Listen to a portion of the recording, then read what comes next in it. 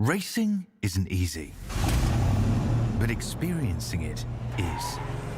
iRacing puts you in the driver's seat with the industry's leading sim racing game. Drive on laser scan replicas of the greatest racing circuits from around the world. Go head-to-head against other drivers chosen by skill-based matchmaking to ensure competitive racing at every level. Compete across all your favorite series. In officially licensed cars, engineered to deliver the most accurate driving experience possible.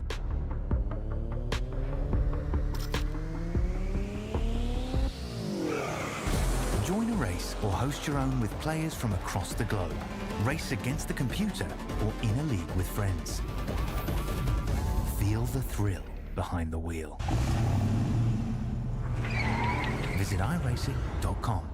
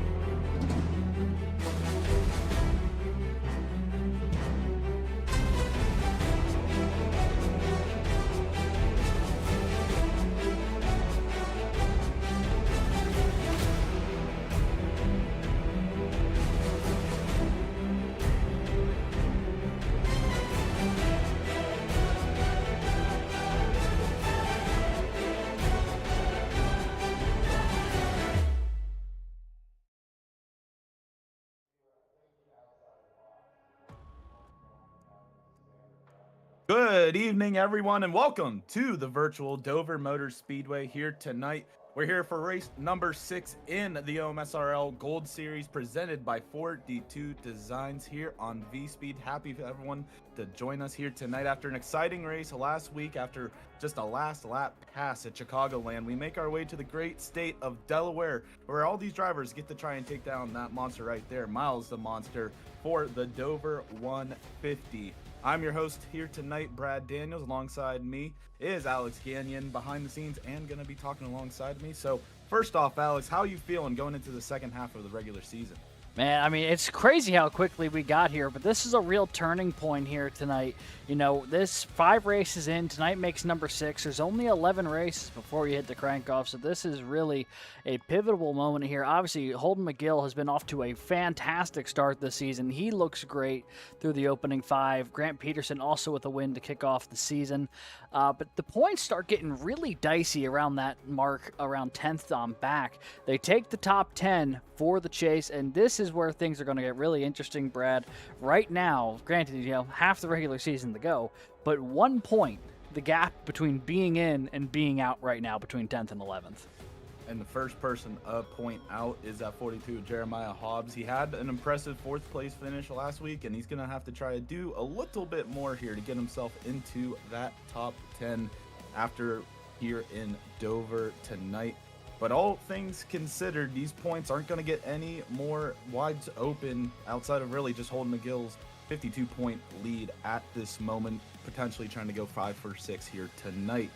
But all things considered, Alex, jumping back, looking at last week real quickly, you know, we had Holden McGill taking his win against the 88 of Connor LaFrance, and now looking into Dover in the track info we got up on your screen here. This 1 mile concrete monster can eat your tires away and also your soul, it feels like at times. These walls are real hard, and no matter really if you try to lightly get out of these corners when you get tight, it's gonna get it's not a track where it's gonna give you any sort of leeway, and you're gonna have to hit every corner the right way and know how to do it to keep yourself at the front. Yeah, absolutely. This is really one of those racetracks where things can get really dicey in a hurry. Corner exit off of turn 2 especially, that is a really finicky exit to try to get right because you have to be so careful with the throttle. And one more thing to note about that is because of how narrow Dover is, there's not really an area to run off at any point. You know, it's just kind of wall, racetrack, wall. When there is an incident on the racetrack tonight, because I have no doubt there will be, because this is a challenging racetrack, there's a chance it could really snowball into collecting a lot of race cars because there's nowhere to go if it happens in front of you. Absolutely. And it looks like everyone has been able to get through qualifying to this point. So we're going to take a look at the field and to see who won the pole award here tonight. And for the third time this season, it's at 21 of Holden McGill. For Badger Racing, 2 is outside. It's going to be Wesley Triplett, who's pushing his way towards the try to get into the top 10. Currently 15th in points. He'll start on the outside for Dummy Racing. In row number 2, Connor LaFrance going to line up to the inside of the 87 of Tyler Hurlbutt. And then you have row number 3, Cole Freilich in the 15, Spencer Madden in the 6, starting in 6th. John Crosby in that 73, starting in 7th, and then 8th, it's Albert Williams. And rounding out your starting top 10 here tonight, Tyler Goodnow in the 81, and Anthony Musati in the 49. Yeah, looking back to row number 6, it will be the 51 of Austin McColgan alongside the 71 of Sean Cunningham. 13th on the grid is that race winner that is not named Holden McGill. That is Grant Peterson in the 52. He's rolling off alongside the 00 of Colton Hopner. Row number 8 will be the 34 of Sean Boundy with Jacob Noyes in the 3 to his outside. Austin Gassion rolls off in the 17th starting position here tonight with the 24 of Sean Kaiser rolling up alongside him.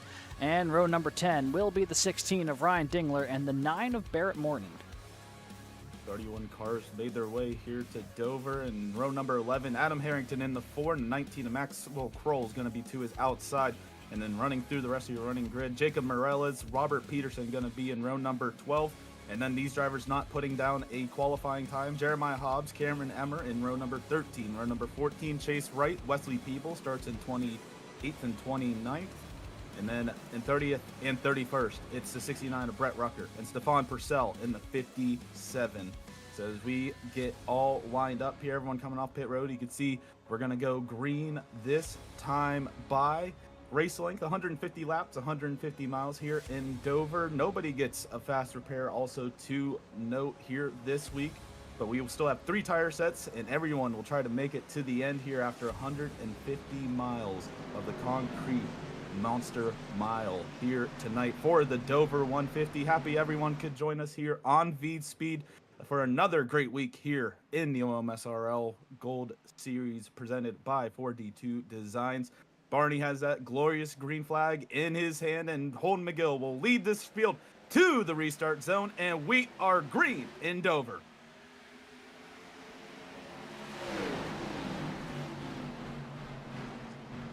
Okay, well, that was fast immediately. Holden McGill, Connor LaFrance getting into it immediately. Cole Freilich somehow is going to be the victorious one. He's going to fly out of there. Everything getting real bottled up here in the backstretch. And after that early contact at 15, I'm going to say thank you very much and take that lead. And lap number 1 under his belt with Spencer Madden right behind and Connor LaFrance as well. LaFrance maybe got a little antsy there with the cold tires going into turn number 1, made contact with Holden McGill. But he fall back to 6th, and all for now, things are getting at least comparative to what that was steady. Yeah, about to say that opening lap was probably anything but. That was really dicey. On the opening lap, McGill almost went around, LaFrance almost let around. It's honestly really surprising that we're still green at this point, given all that happened in the opening set of corners. And Cole Freilich jumped out to an early lead, but Spencer Madden, who was having some connectivity issues last week, did not really have a chance to really get into last week's race. He is very much a part of this one here, running second and chasing down Freilich for the lead here as they go in the 1 for lap 4. I know it's very early on, but Spencer Madden, he's still trying to chase down a win this season. Last time he won here in the OMSRL was back at Homestead in 2025, so he is hoping maybe tonight Delaware will treat him a little kinder than some of these races so far this season as he's lining up that 15 of Cole Freilich right in front of him. He chased him down. You got to remember, this was about a 6/10 lead that's now down to the beautiful about 1/10 of a second here between these two drivers. Connor LaFrance also going to be right behind them as well, hopefully getting maybe, you know, this battle for the lead won't get as physical as his was on the opening lap, but still he's hoping for maybe these guys to rough each other up here in the early going. And still looking throughout the entirety of the field. Everyone at least getting it mostly single filed out. And you can see everyone running that lower line when they can. Not going to see too much side-by-side action. But there goes the 6 of Spencer Madden right down and around the 15 of Cole Freilich. Taking the lead easily away from the 15. And that Ford Mustang now going to inherit the lead and be able to lead lap number 6. Yeah, he's looking pretty good so far. Got a nice little battle happening just behind him as well as Triplet goes by Williams here for the 6th spot. They settle in here, and this is the thing with Dover, you know, there's a lot of room to rumble, a lot of places to go on the racetrack. However, it does single file out pretty good, and you'll see a lot of these sort of dive bomb moves into the corners. That's the best way to make a pass here. You won't see a lot of continuous side by side because these corner exits can get really treacherous if you're not careful. So we'll see a lot of those moves like Madden just pulled there for the lead, where you have someone get onto the back bumper and then just launch it into the corner trying to make something happen. If you watch here, that is Wesley Triplet trying to trace down Tyler Holbert for the 5th spot. And that 74, you gotta remember, he was also on that front row, got caught up with the antics on turn number 1, and has at least right now sitting the lowest out of the top 3 back in 6th, as he's still trying to chase down that 87. Right behind them, you can see the conga line of these O'Reilly cars all the way back through the field from about 6th into 16th is that this group here. And now we're looking back, this is a little further back. This is Cameron Emmer in the 11 and Sean Kaiser right behind him, but he's looking to the inside. He's going to try and take a chance to the inside of Sean Bounty in the 34. He's going to slide up a little bit, be able to get enough of a run coming out of the corner and take that spot away from the 34. And that is the 16th place for the number 11, or actually now up to 15th, I should say, taking that 15th spot away from the 34. Right behind them, you saw Sean Kaiser. Looks like he lost a spot out there to the 16 of Ryan Dingler. And he's going to now be sitting back there in the 18th position. And all things considered, you can still see everyone's single file through 10 laps of green flag racing. Yeah, actually a, surprisingly calm start to this race after how this one kicked off. So as things sit, Spencer Madden still your race leader. Colt Freilich only about 2/10 back, and then, Connor LaFrance, Holden McGill, your pole sitter, has gotten himself back up to 4th here, and then Wesley Triplet currently sitting in that 5th spot. Robert Greneau, Williams, John Crosby, and Anthony Musati, your top 10. There's a good little battle going on for the 9th spot as well, as Crosby trying to hold on to that spot. And tell you what, Cameron Emmer, that's a man on a mission right now as he gets to the inside, and he's probably going to go around Colton Hopner here as he slides up the racetrack a little bit. Gets the nose in front of him, though. That is a car who's on the move in a big way here, Brad. He is already up about 13 spots.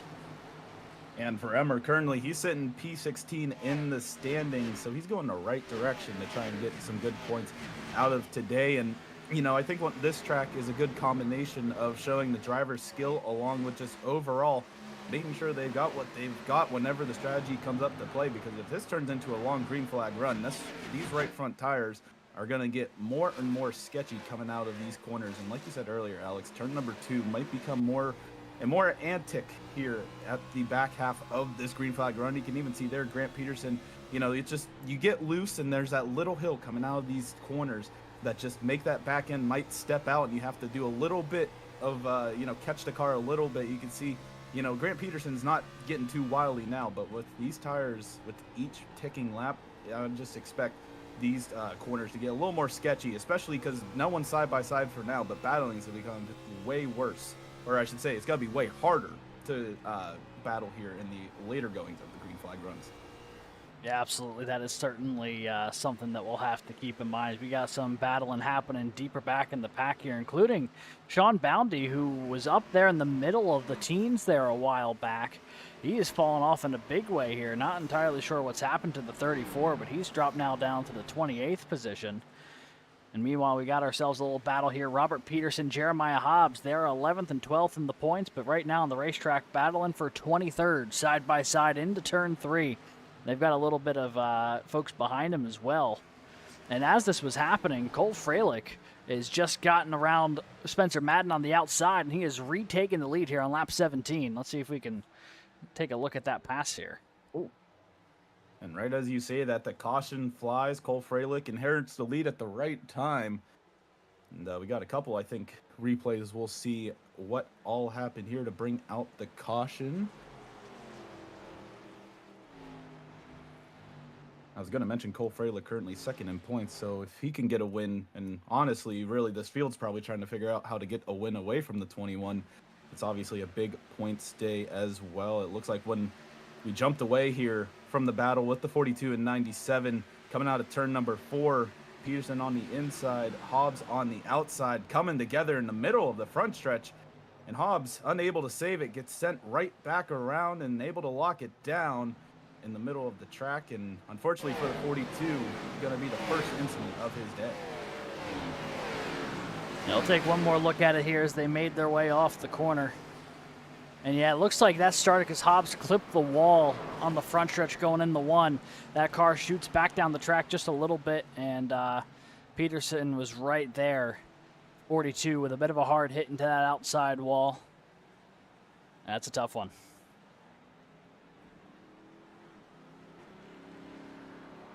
Energizer machine going to be limping back to pit road. And obviously one thing to note, you got a couple drivers, as you see, coming down pit road, including Sean Boundy, who was falling down the timing table, but majority of the field staying out. Obviously, if you have some damage, it'd be a good time to fix said damage, but we are at a short track, so you're not going to have too much time to repair any of the damages that you got on the early going here. And also to note, you did see that looked like Wesley Triplett was on pit road as well. He was really the only driver up in the top 10 area that brought it down pit road. So obviously he might have got some damages, but also getting on an offset sort of strategy call might be helping the 74 later on. We'll see.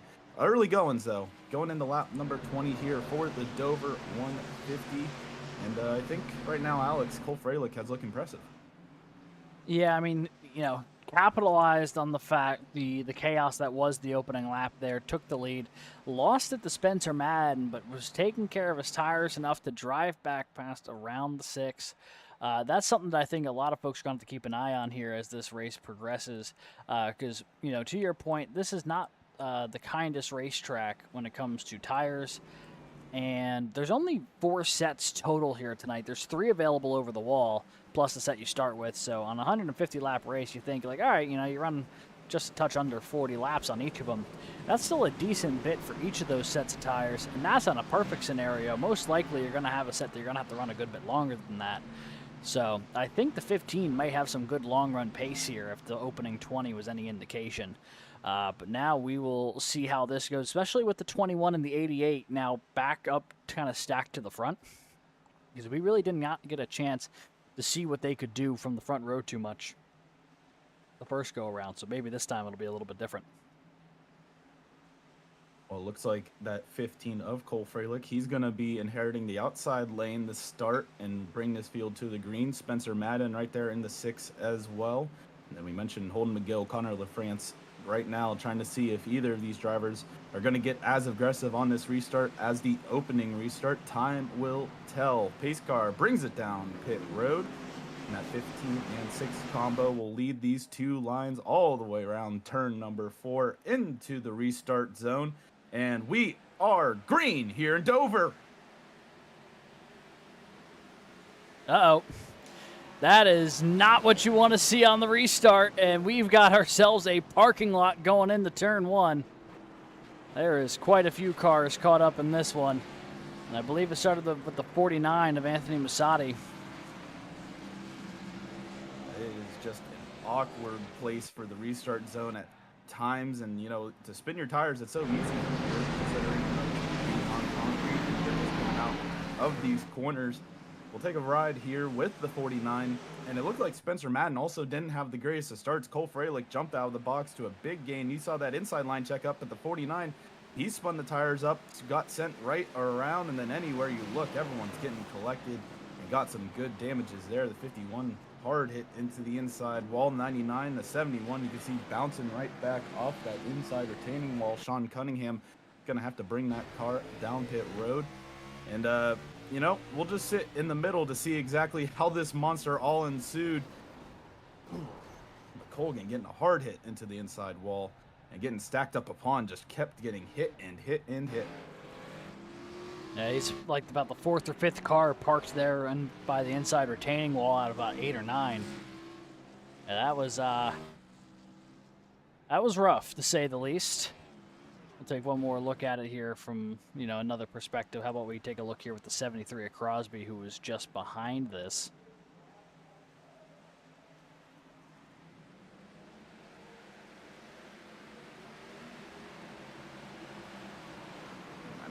The 73 was trying to check up, obviously, with the 49 out of sorts, and just gets punched right into that inside retaining wall with the 49. And, you know, for Peterson, Bounty, some of those guys that did bring it down pit road, that might have been a blessing in disguise, because most of them, yes, they had to wait and, you know, check up for that entire incident, but, you know, they weren't involved in it. Obviously, that is the biggest piece that you want. And maybe it looks like Wesley Triplett had to bring it down pit road yet again, but it is a long host of cars that had to bring it down pit road that time by for the second caution of the day here in Dover.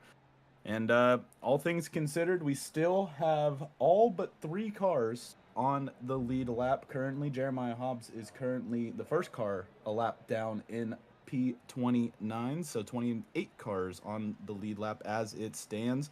Maybe some more will be joining him, though, if depending on if anyone else stays down pit road. Maybe Wesley Triplett is going to be able to get back out after starting up in second. His day, it seems like, has gone from bad to worse. Yeah, that was over a minute on pit road trying to get some damage repaired. See Crosby going to try to repair some damage as well. He's getting back onto the racetrack here with Hobbs and Rucker.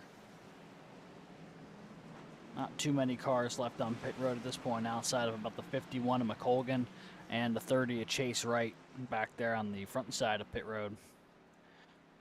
So that does bring us still with Freilich in the lead. However, Madden really did not get the launch he was looking for, and Holden McGill was able to slide up to that second spot by the time the yellow came out. So he's back to the front row, which I think the 21, I mean, he's had great speed all season. Pole sitter here tonight, I think a little bit of clean air. That 21 could be a real threat to take off here on this restart if they stay green. You got to keep your eyes on these restarts. We've seen 2 for 2. Before turn even 2 comes along, we've seen some big incidents here on these restarts. We'll try it one more time, maybe third time's the charm, as we have this field stacked up 2 by 2. Cole Freilich in the 15 going to be leading the field against Holden McGill in the 21 on that inside line. The top 2 in the standings, currently top 2 on the timing table, and we'll see how the 15 is going to be able to jump out to the lead yet again. We are green here in Dover, and Cole Freilich with an absolute monster of a jump gets into turn number 1, and everyone else side by side. Yeah, and everything else looks like it's settled out a little bit better than that first attempt at it. Freilich holds serve, McGill, Grenoble, France. Now your top 4 as things are really picking up here a little further on back to 6. Oh, big wreck behind. The 18 of Albert Williams is around. And that is going to bring out the third caution of the night here. Seemed like everything had gotten away pretty cleanly. Got through 1 and 2, but 3 and 4 different situation as 3 wide domino effect there going into turn number 3.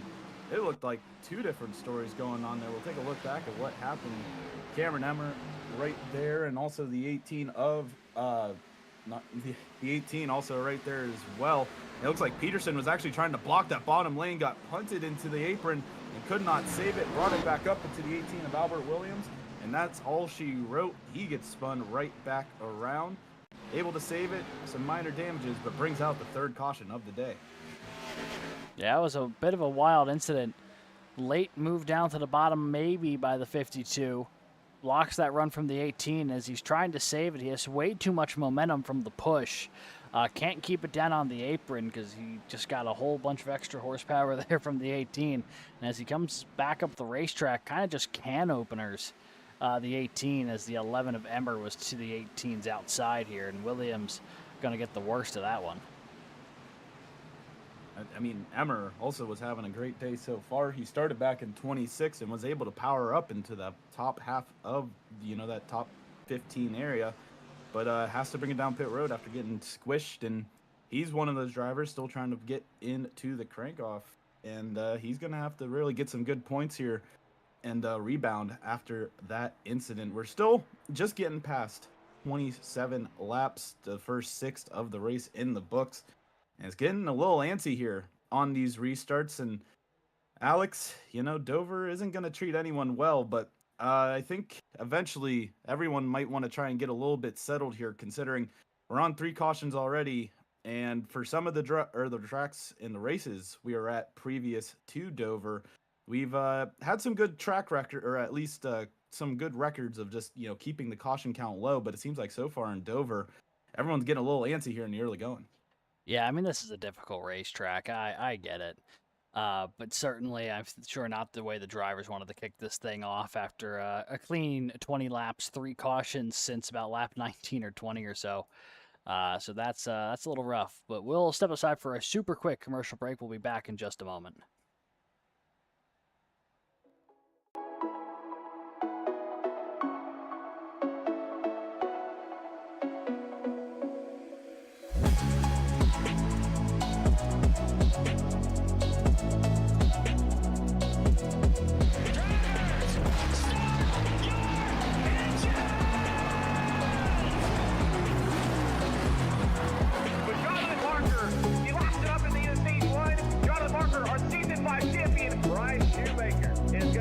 The victory, 128 laps without a pit stop. Donnie Kite's gonna get through it all and score his first career win. Saturday Night Racing League and throwback at Charlotte goes to Josh Adams.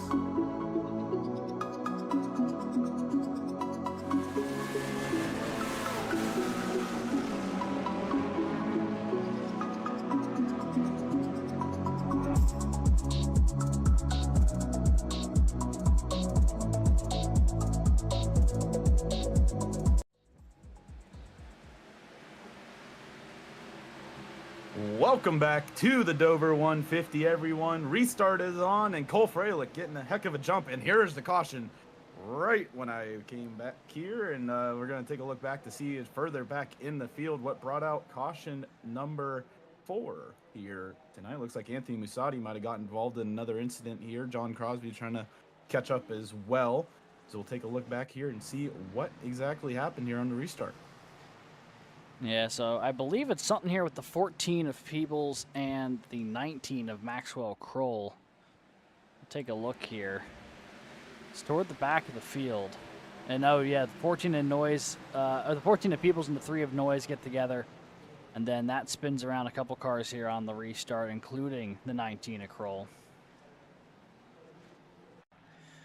See if we can take an onboard look here with the 19.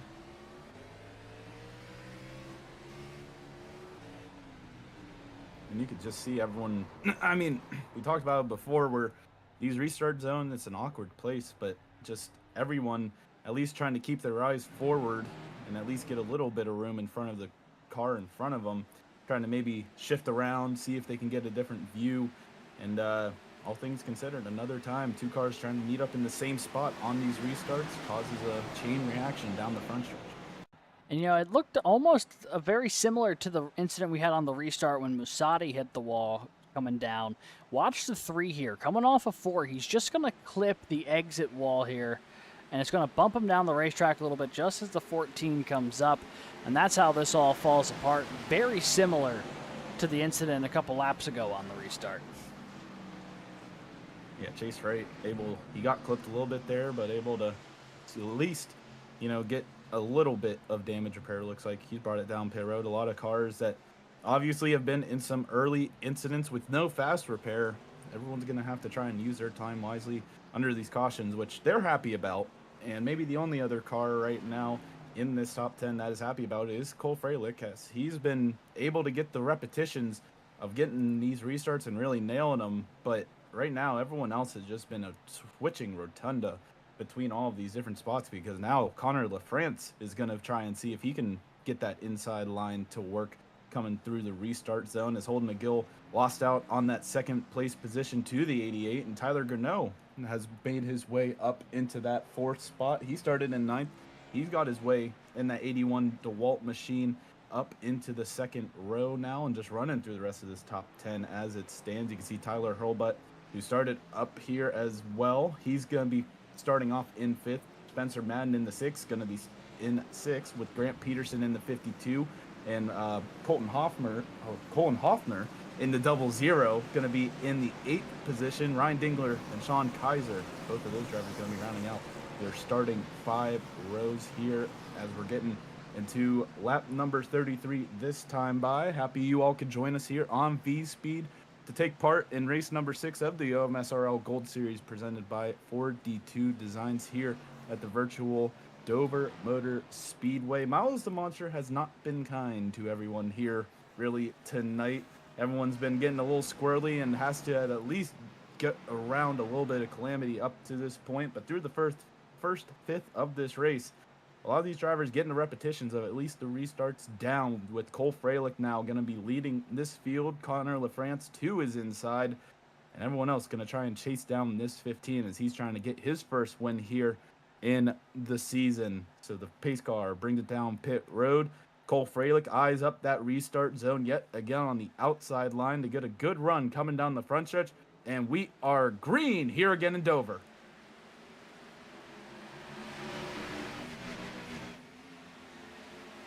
Great launch from Greneau on the outside. He'll clear Madden. He's going to slide up to third as LaFrance to the back bumper of Freilich here. And then 2x2 further on back. Sticks up here with Hurlbut and Hopner. That's the battle for 6th. Hoffner running that outside line, and the rubber hasn't really been, you can't get that much of a run coming on that outside line right now.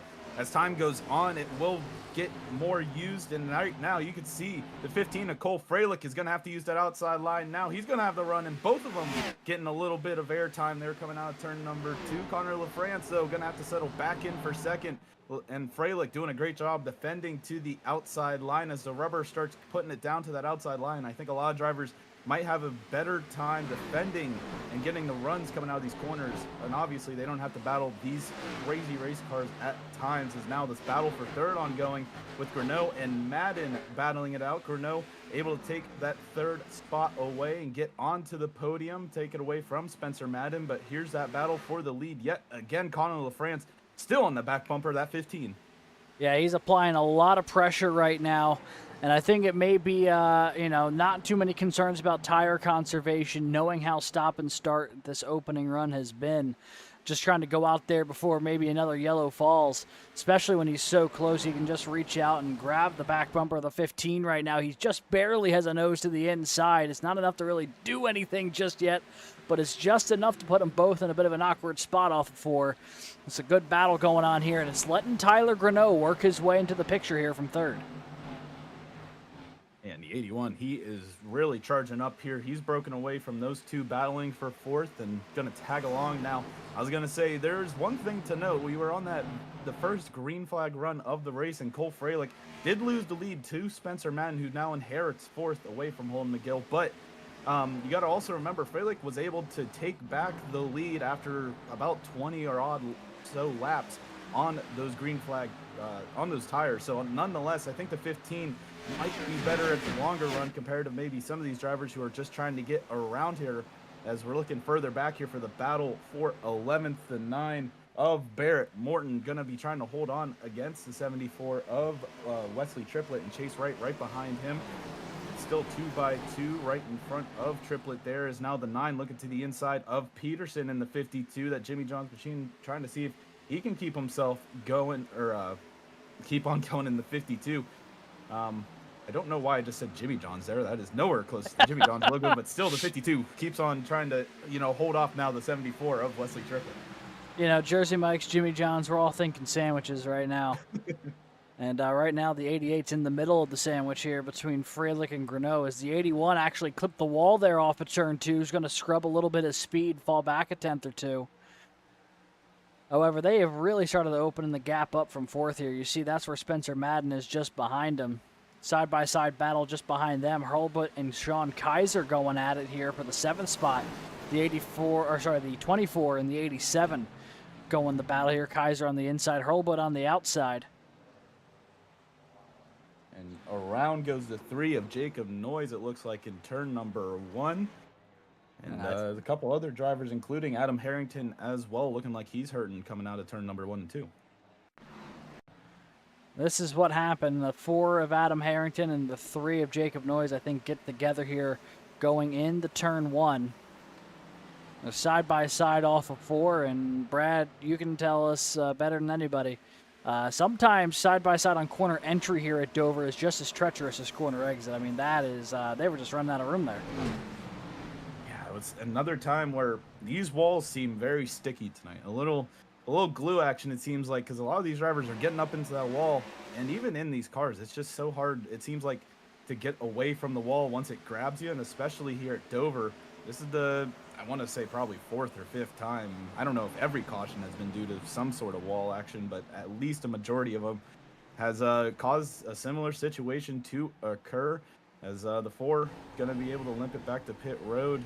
As we're riding on board, it looks like with the 71 of Sean Cunningham, who was able to, have his own little incident back here on his own. I think Anthony Musatti also got a little bit crazy back there, and he had to fly on by the 3, spun around in turn number 1. Yeah, that was the 71 of Cunningham and Miralez in the 99, as well as Musatti. I mean, there was a lot going on there. So we'll bring you back here to a live shot. Spencer Madden scored as your leader at the moment. Why? And that's because Cole Freilich and company have come down pit road, and Connor LaFrance, with a great stop, is actually going to win the race off of pit road. And, Madden, after he made his way up to the lead, he's now going to be leading these drivers up at the front. But I was also going to note, we did have a lot of drivers where they were pushing their way through the field, including the 9, 74, and 30. You saw they all went on pit road. And all things considered, they were making their way. They were hoping for maybe a longer green flag run.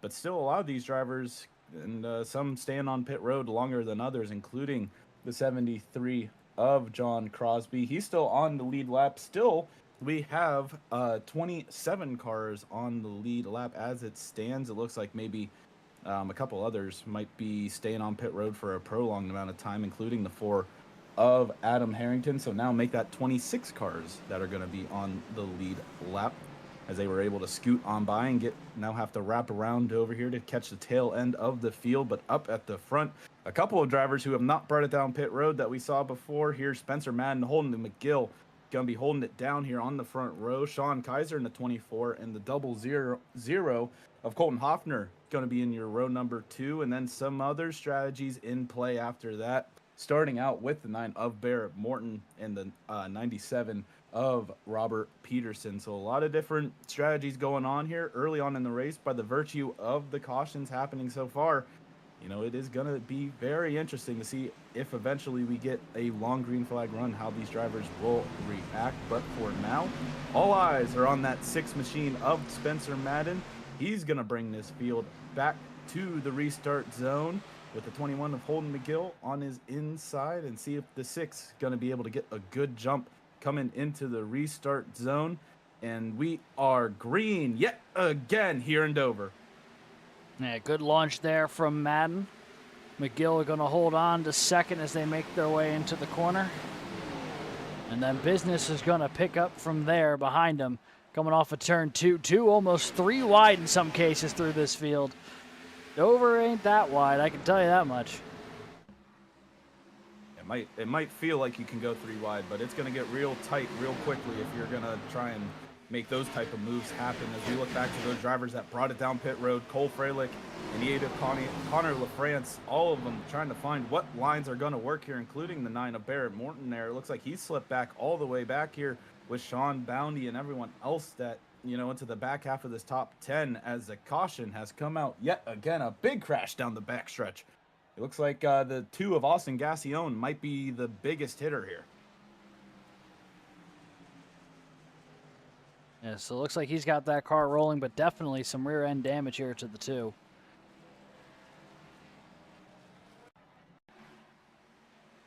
Let's take a look here, see what happened to the 2 of Austin Gassione. He's running to the inside here of LaFrance.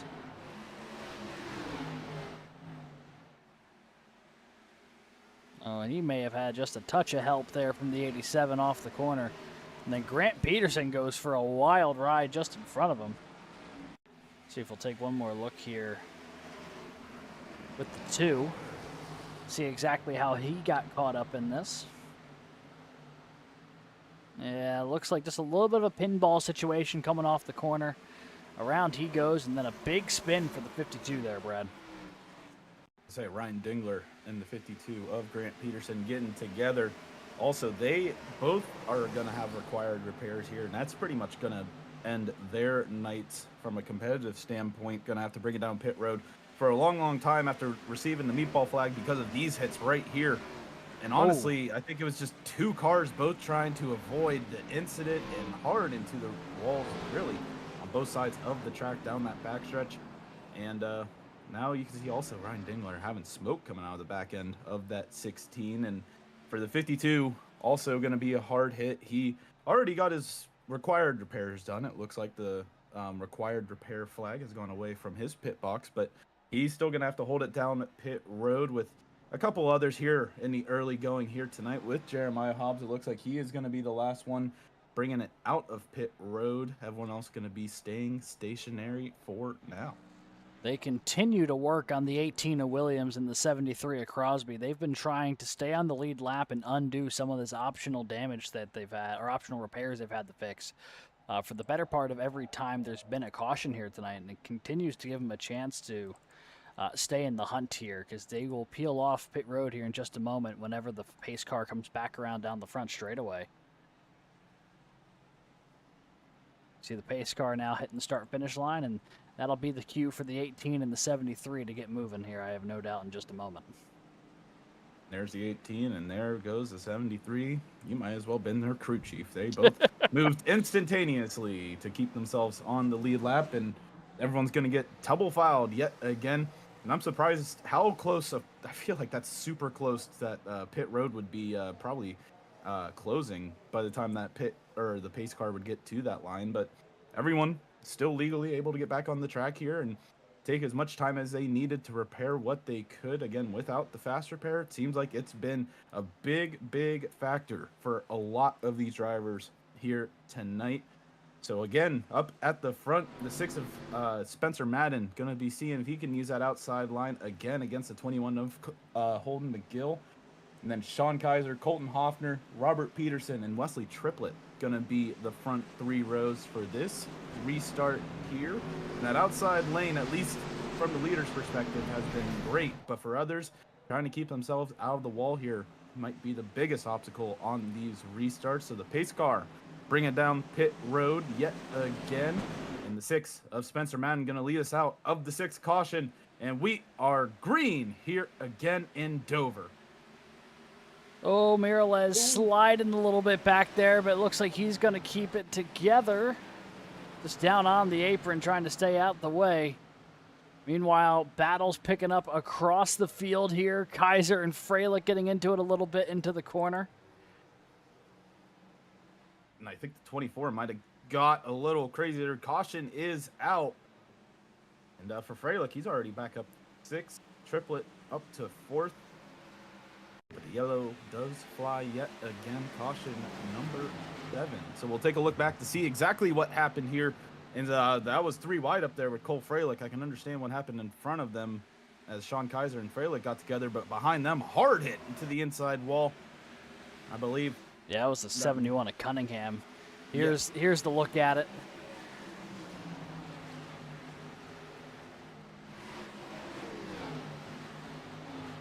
Virtually on his own for the time being. Coming out of turn number 2, though, might have got a little bit of tag, and honestly, that's all it took for the yellow to come out. There's not much of an apron here, so if anyone sends it to the really that inside retaining wall, it's not going to take much for iRacing to bring out that yellow. So we'll take another view here of what happened to the 71.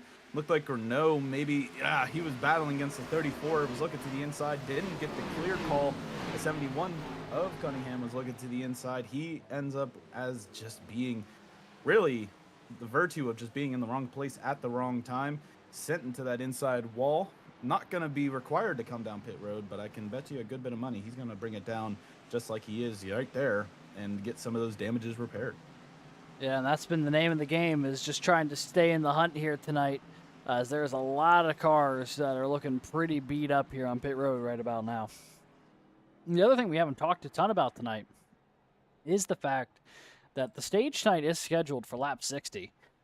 So when they do get going, best case scenario when they restart here is we're going to get about a 5-lap run, and then we're going to finally hit the stage, which I'm sure is not exactly what these drivers want to hear so far, as there's been 7 cautions through the opening 52.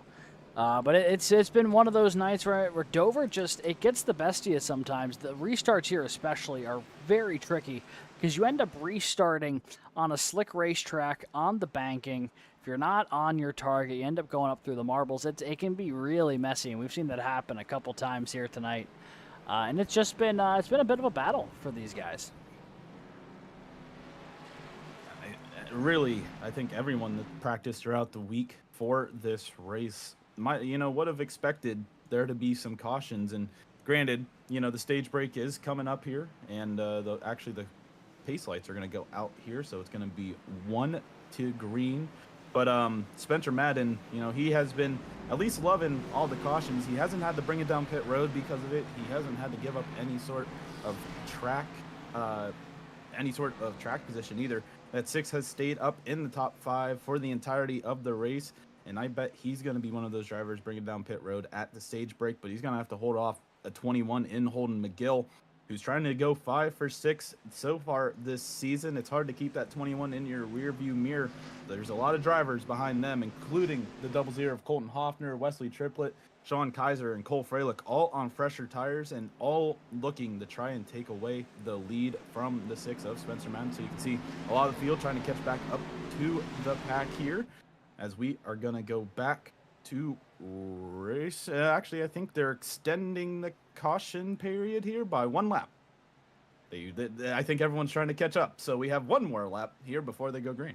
Yeah, they just turned the lights on the pace car, so we're going to step aside for a quick commercial break. We'll be back in just a moment. Racing isn't easy, but experiencing it is. iRacing puts you in the driver's seat with the industry's leading sim racing game. Drive on laser scan replicas of the greatest racing circuits from around the world. Go head-to-head against other drivers chosen by skill-based matchmaking to ensure competitive racing at every level. Compete across all your favorite series. In officially licensed cars, engineered to deliver the most accurate driving experience possible.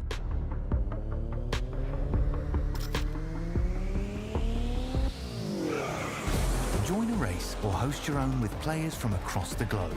Race against the computer or in a league with friends. Feel the thrill behind the wheel. Visit iRacing.com.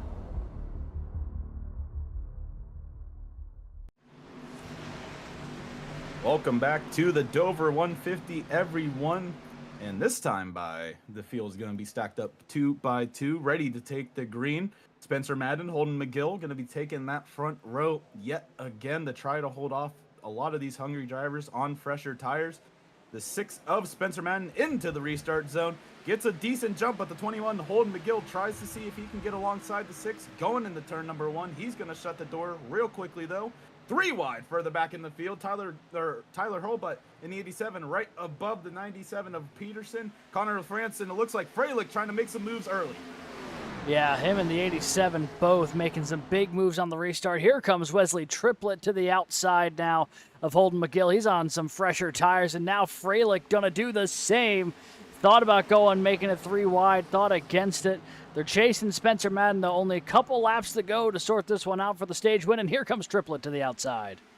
And not much the 6 can do. He's trying to hold him off on older tires, and there goes the 74 and the 15 by the 6. So there it goes, first and second place out the window for Spencer Madden. So he's going to have to hold on for 3 more laps. It looks like Holden McGill's going to try to go around him. But for now, Wesley Triplett taking the reign, trying to see if he can get himself to the end of lap number 60 to take that stage break win. And all things considered, still everyone trying to decide it all out, try to see if we stay green to lap 60. Yeah, here comes the 74 off of turn 4. He's on about 20 lap older tires, I believe, than the 15. So this is still going to be a fairly tall order. Trying to work the bottom of the racetrack here. Force the 15 to go the long way around this. Boy, they both slid there out of turn 2. It looked like they were gliding coming out of the corner. However, we stay forging on here. Good battle for the race lead. You can tell they are definitely both pushing those tires to their limits as they're both fresh But you still got to remember, Wesley Triplett, 20 lap older tires than the 15. Granted, with all the caution laps, it's not truly 20 laps, but still a little bit of wear and tear compared to the 15 of Cole Freilich. Here comes a 15 to the inside. He has the nose to the corner panel. He's going to look through 3 and 4 as Wesley Triplett going to defend to the outside. They make contact a little bit coming out turn number 4 to get to lap number 60. So let's see if the 15 is going to be able to slide in front of the 74. He's clear, and now looks like Triplett's maybe going to set up some sort of over-under move, but he's going to do it right here, right now, to try and take that stage win back. Here comes the 74 to the inside. They touch going into 3. The 15 gets sent up the track a little bit there. He's going to try and slide on behind the 74, and Wesley Triplett going to be able to take the stage win. Cole Freilich right up on the back bumper. I thought he was going to send it to the inside wall. But your stage winner, the 74 of Wesley Triplett, he is going to be able to take his stage win and happily maybe away from the 15. They got real aggressive there for that win. Boy, but, did they. I was going to say, all things considered, it is just, that was a great way to end the stage. Yeah, tell you what, the moment they actually got a couple laps of green flag racing, and we got ourselves a great little duel to conclude the stage. So your stage winner here, Wesley Triplett. Fantastic stuff from the 74, making that work. Got past and then drove it in there, past and back. You know, definitely pretty physical between the two of them, and I'm sure the 15 is going to remember that here in the back half of this race. But, you know, that's some big points for the 74, and that's a driver who could use some big points here as he continues his hunt to try to make the top 10 at the end of the regular season. Yeah, he's currently got to try and get 27 points on the cut line there as Cole Freilich fakes out. Looks like a little bit of the 74s. As we mentioned before, Triplett getting near the 40-lap-old mark on those tires, and a majority of the field, if not all the field, behind the 81 of Tyler Greneau, bring it down pit road as a group pretty much. So this leaves these 4 up at the front. Cole Freilich, Tyler Hurlbut, Connor LaFrance, and Tyler Greneau all going to be staying out as pit road is very busy, the busiest we've seen all night. Yeah, this is a good place to be right now on the racetrack. A lot of cars making their first stop of the night. Folks like Spencer Madden, folks like Holden McGill. Looks like Musati with a quick stop here. The 49 gets back out on the racetrack. Then it'll be Chase Wright, Holden McGill, the first 3 cars to leave pit road. And Musati was only in the box for 7.5. Makes me think that may have been a fuel-only or a 2-tire call here from the 49 to get some track position. That'll put him back in the top 5. I was going to say, if you're taking a fuel call right now, that is a very bold strategy, Cotton. But, you know, all things considered, a lot of drivers that brought it down pit road getting 4 fresh Goodyear tires. And, you know, I was going to mention Wesley Triplett. Honestly, when I saw that 15 of Cole Freilich get by him in 1 and 2, I did not think he had too much of a shot to get back to the lead, at least, unless there was some sort of physicality to it. But the 87, or not the 87, sorry, the nonetheless, for Wesley Triplett, he did a great job of coming back and getting himself into position to take that stage win away. A lot of drivers coming back off of pit road to get back to the tail end of the field. So up at the front, we talked about before, Cole Freilich, Tyler Hurlbut, Tyler Greneau, Connor LaFrance, all of those drivers did not bring it down pit road. We'll be starting in your first 2 rows. Right behind them, you see Chase Wright, Anthony Musati making some big moves on pit road. Austin Gassione and Holden McGill going to be in row number 4. And then in row number 5, Wesley Peebles and Spencer Madden going to be holding it down here to end out your top 10 for this restart. And all things considered, an electric way to end stage number 1. We still got a little under 85 laps this time by to get our way to the end here tonight for the Dover 150 here in the OMSRL Gold Series, presented by 4D2 Designs. So the pace car going to bring it down pit road. Cole Freilich going to bring this field to the restart zone yet again with a new challenger, and Tyler Hurlbut. 2 is inside. We are green yet again in Dover. Great launch from the 15 as things are getting busy here from about 5th on back. Here goes McGill just flying by the inside of the 49 of Musati. And that is going to be a stack up a little bit here coming off the corner. Cars are sliding all over this racetrack, but they keep it pointed the right direction, man. fantastic stuff, but it is a handful out there on the cold tires.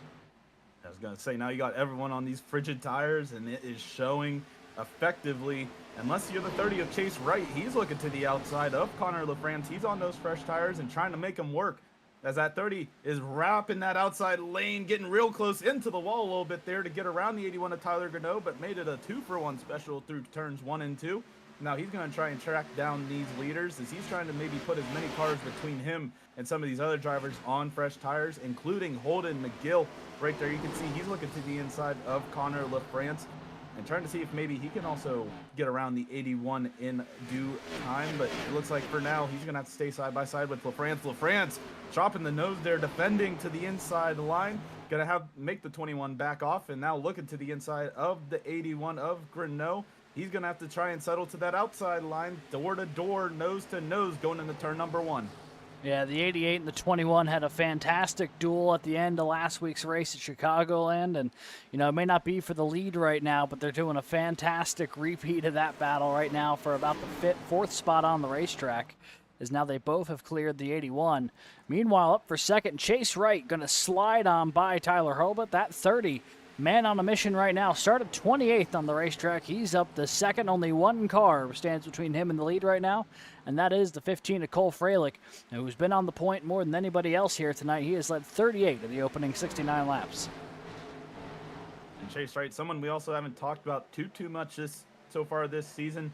He's trying to get some great points here, currently sitting 24th in points. And he's got himself a good car right there, as he's able to get ahead of the 15 of Cole Freilich and easily take that lead away and try to run away from the 21 of Holden McGill right there in the trenches. So give this lead to the 30 of Chase Wright. He's going to lead his first lap here tonight in that iRacing machine and see where he can do, and maybe if this goes green, how long he's going to be able to hold off this 21 of Holden McGill, because he's also pushing his way through this top 5, now able to get past Cole Freilich as well.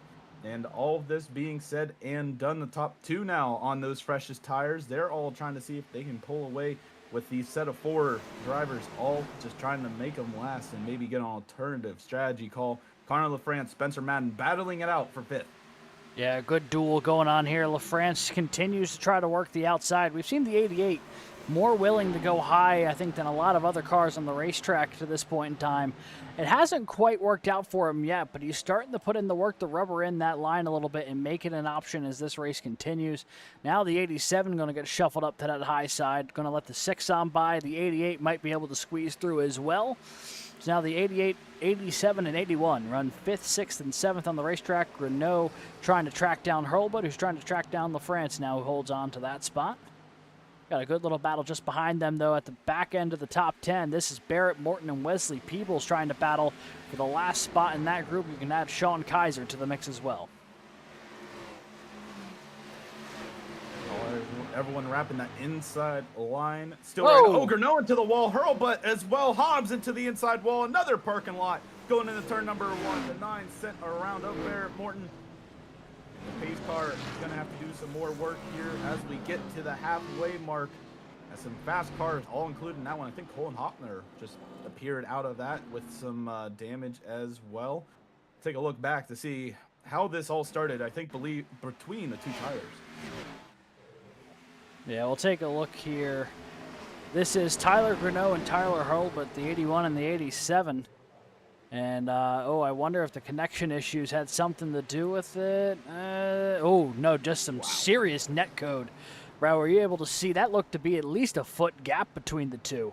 And it's going to end up junking about 8 cars from the net code. Yeah, I was going to say, I mean, even from that far of a view, you could see the gap between the 87 and 81. We'll take another look here.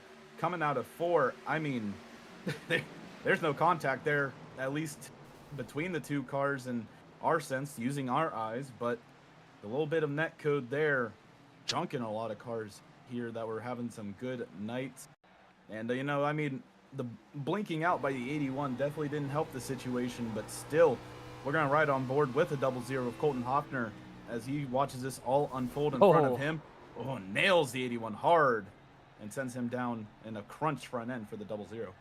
Yeah, it looked like he had picked the only lane that was an option until it very suddenly was no longer an option with the 87 sideways there. there was a lot of cars caught up in that one. So we'll take you here to kind of take a quick look at pit road as they sit. And there's a lot of cars down here, including the 15 to Cole Freilich, who just pulled away, along with the 88 of LaFrance, but they're not the only ones. Cunningham, Crosby, all down pit road. Same with Greneau, Peterson, Noyes. Here comes McColgan. Hobbs is on pit road. I mean, you've got about a third of the field right now getting some repairs done on this, which I suppose is not a huge shock given the amount of cautions we've had here tonight, but that one really added to the list. As I say, first time we saw a majority of the field down pit road was for tires. This time, surprisingly, everyone having to bring it down just for damages alone. But for now, it looks like that 30 of Chase Wright is still going to be able to keep that lead for Unknown Samurai Racing. But he's got a lot of hungry cars here to his backside to try and see if they can take this lead away from the 30. And, you know, it hasn't really been the season the 30 of Chase Wright has wanted. But right now, he's doing a good job of pushing through the field. Currently 44 points back from the cut line to get into the crank-off. But still, Chase Wright has done a great job here tonight of showing his speed, and even though he might have burned up some of that tire getting here and doing what he wanted, he's now got a whole new fresh set of faces up here towards the front as well. With Spencer Madden, we talked about before, he's been up here, but Anthony Musatti and then the 97 of Robert Peterson both showing up into this top 4. And then you have Sean Boundy and Jacob Morella is going to be in row number 3. Row number 4 is at 21 of Holden McGill with Wesley Triplett and Connor LaFrance and Cole Freilich all sitting back here in the back half of the top 10. It'll be interesting to see how these 4 maybe peruse their way through these drivers in front of them if they can, with all things said and done. But the pace car going to travel back down pit road. Spencer Madden's going to try and see if he can get a good jump against the 30 of Chase Wright, as this is the first time he's brought us to the green here tonight. And we are green yet again here in Dover. A couple cars in the wall, but everything stays settled. And right now the 30 of Wright and Spencer Madden side by side, but Wright shuts the door real quickly. Yeah, some good battle in here trying to get this thing sorted. The 49 a little slow on exit. Here comes Morellas to the inside. Gonna fly in there to take that spot away potentially. Up front, Spencer Madden did not let Chase Wright get away on that restart, and here comes Holden McGill on some even fresher tires. He's going to be applying the pressure here to Peterson in turn 1. He does it real quickly there. He's going to be able to jump into that last step on the podium, but all eyes are forward. He's got a half second to try and close down on these top 2 as they stay bumper to bumper. Chase Wright taking a little bit of a different line than you can see a lot of those drivers wrapping around the apron. He's about a half car length up off the apron. It might be, you know, where he wants to be. Obviously, he's up at the front. He has the fresh air. He doesn't have to worry about any sort of dirty air or just getting tight out of some of these corners. But still, he's running a little bit different line, which might be helping him a lot. And right now, that might be helping him run this outside line with Spencer Madden jumping to the inside through 3 and 4. Madden wasn't able to get the pedal to the metal there coming out of the corner. Had to check up a little bit there. Still stays to the corner panel of the 30. And Holden McGill joins in on the picture. They're nose to nose coming through 1 and 2. Oh, getting real close there between the two. Now maybe it's going to be 3 wide into turn 3. Here goes McGill to the inside. Madden in the middle. Right all the way up to the wall. That's going to really not work out for the 30s. They all come together here. Oh, a little bit of contact, but we stay green. McGill takes over second. Chase Wright still holds on to the top spot somehow. Do not know how he got enough of a run. There's, more contact between him and the 21. Yeah, and that was a hard hit to Wright. Wright gets hit in the back end by the 6 as well as Spencer Madden. We stay forward. Now 6 cars are all really jumped up here to the battle for the front. Cole Freilich and Connor LaFrance join in on the fun. They say, let's have a little bit more fun. Another 3-wide battle. Freilich pushes into the inside lane, and the 21 backs out, and both of them able to get past the 30 of Chase Wright. Now it's a different battle for the lead with the 15 of Freilich and the 88 of LaFrance. LaFrance in the middle now of 3 wide, going for second there. Holden McGill to the inside, doing a little bit of reversal of what happened on the opening start of this race is Holden McGill trying to see if he could make anything work. Lap traffic getting out of the way. That's the 24 of Sean Kaiser who's getting out of the way there, but it looks like Cole Freilich going to be able to take that first spot away, and Connor LaFrance trying to try and pull away from the 21 of Holden McGill as Well, it looks like everything's settled for now. This top 6 is single file for the moment. Yeah, for the moment is probably the best way to put it. That was frantic there for a moment. Somehow that didn't result in any major catastrophes. As now LaFrance, a big dive to the inside, and he'll take over the lead for the first time here tonight. The 15 drops back to second. Man, Connor LaFrance shot out of a cannon there in the turn 1. What a pass there for the 88, and now he's starting to set sail. About 0.3 a second is the gap, but just whenever you think you have a moment here, this top 6 picks up another battle. Here's Chase Wright, Spencer Madden looking for 4th. Man, crazy stuff we've had over the past couple laps here in the top 10.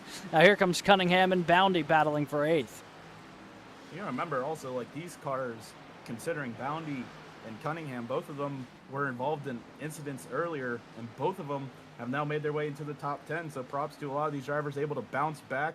But it looks like Spencer Madden's going to be able to take that 4th spot away from the 30 of Chase Wright. Wright currently slipping down the order a little bit here, but obviously a little bit of the tire wear on the 30 is a little more severe than some of these front runners as they stand right now. You can see the 74 of Wesley Triplett. One of those drivers brought it down pit road. He's about 13 lap fresher tires than the 30 and the 6. So for right now, the 74, if he wants to keep up with those top 3 after winning that stage, he's going to have to try and get around these 2 on the older tires and keep on pushing through here as we're making it through lap number 88 and lap number 89. The 74 looking to the inside and able to dive it on in there for 5th place. That was a fantastic move there from the 74. Timed that run beautifully, got a great exit off of 2, and just roared on by Chase Wright for the 5th spot. And your stage winner is now back into the top 5 for the first time, I believe, since the stage. We're about 60% of the way through. Lap 90 coming up here next time around. Connor LaFrance, your race leader, and he is opening up that gap over Cole Freilich and Holden McGill. The 88's, he's had some good speed this year. I mean, he's top 3 in points for a reason. But still looking for that first win of the year. And, boy, right now he looks like a man on a mission.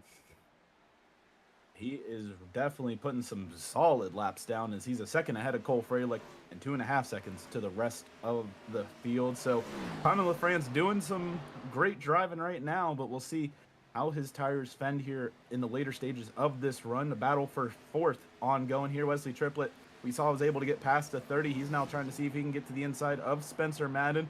Madden's going to try and pinch him down there in corner entry, but it's not going to be enough. The 74 are going to be nose to nose with the 6 coming out of the corner. Got a great run on that inside line. Able to take that 4th spot away from the Bappel machine. And looks like now Spencer Madden on those older tires, he's maybe hoping and praying for a caution to come out here. Maybe get that last set of tires on that 6 if it falls in the right direction. Looking a little further back here.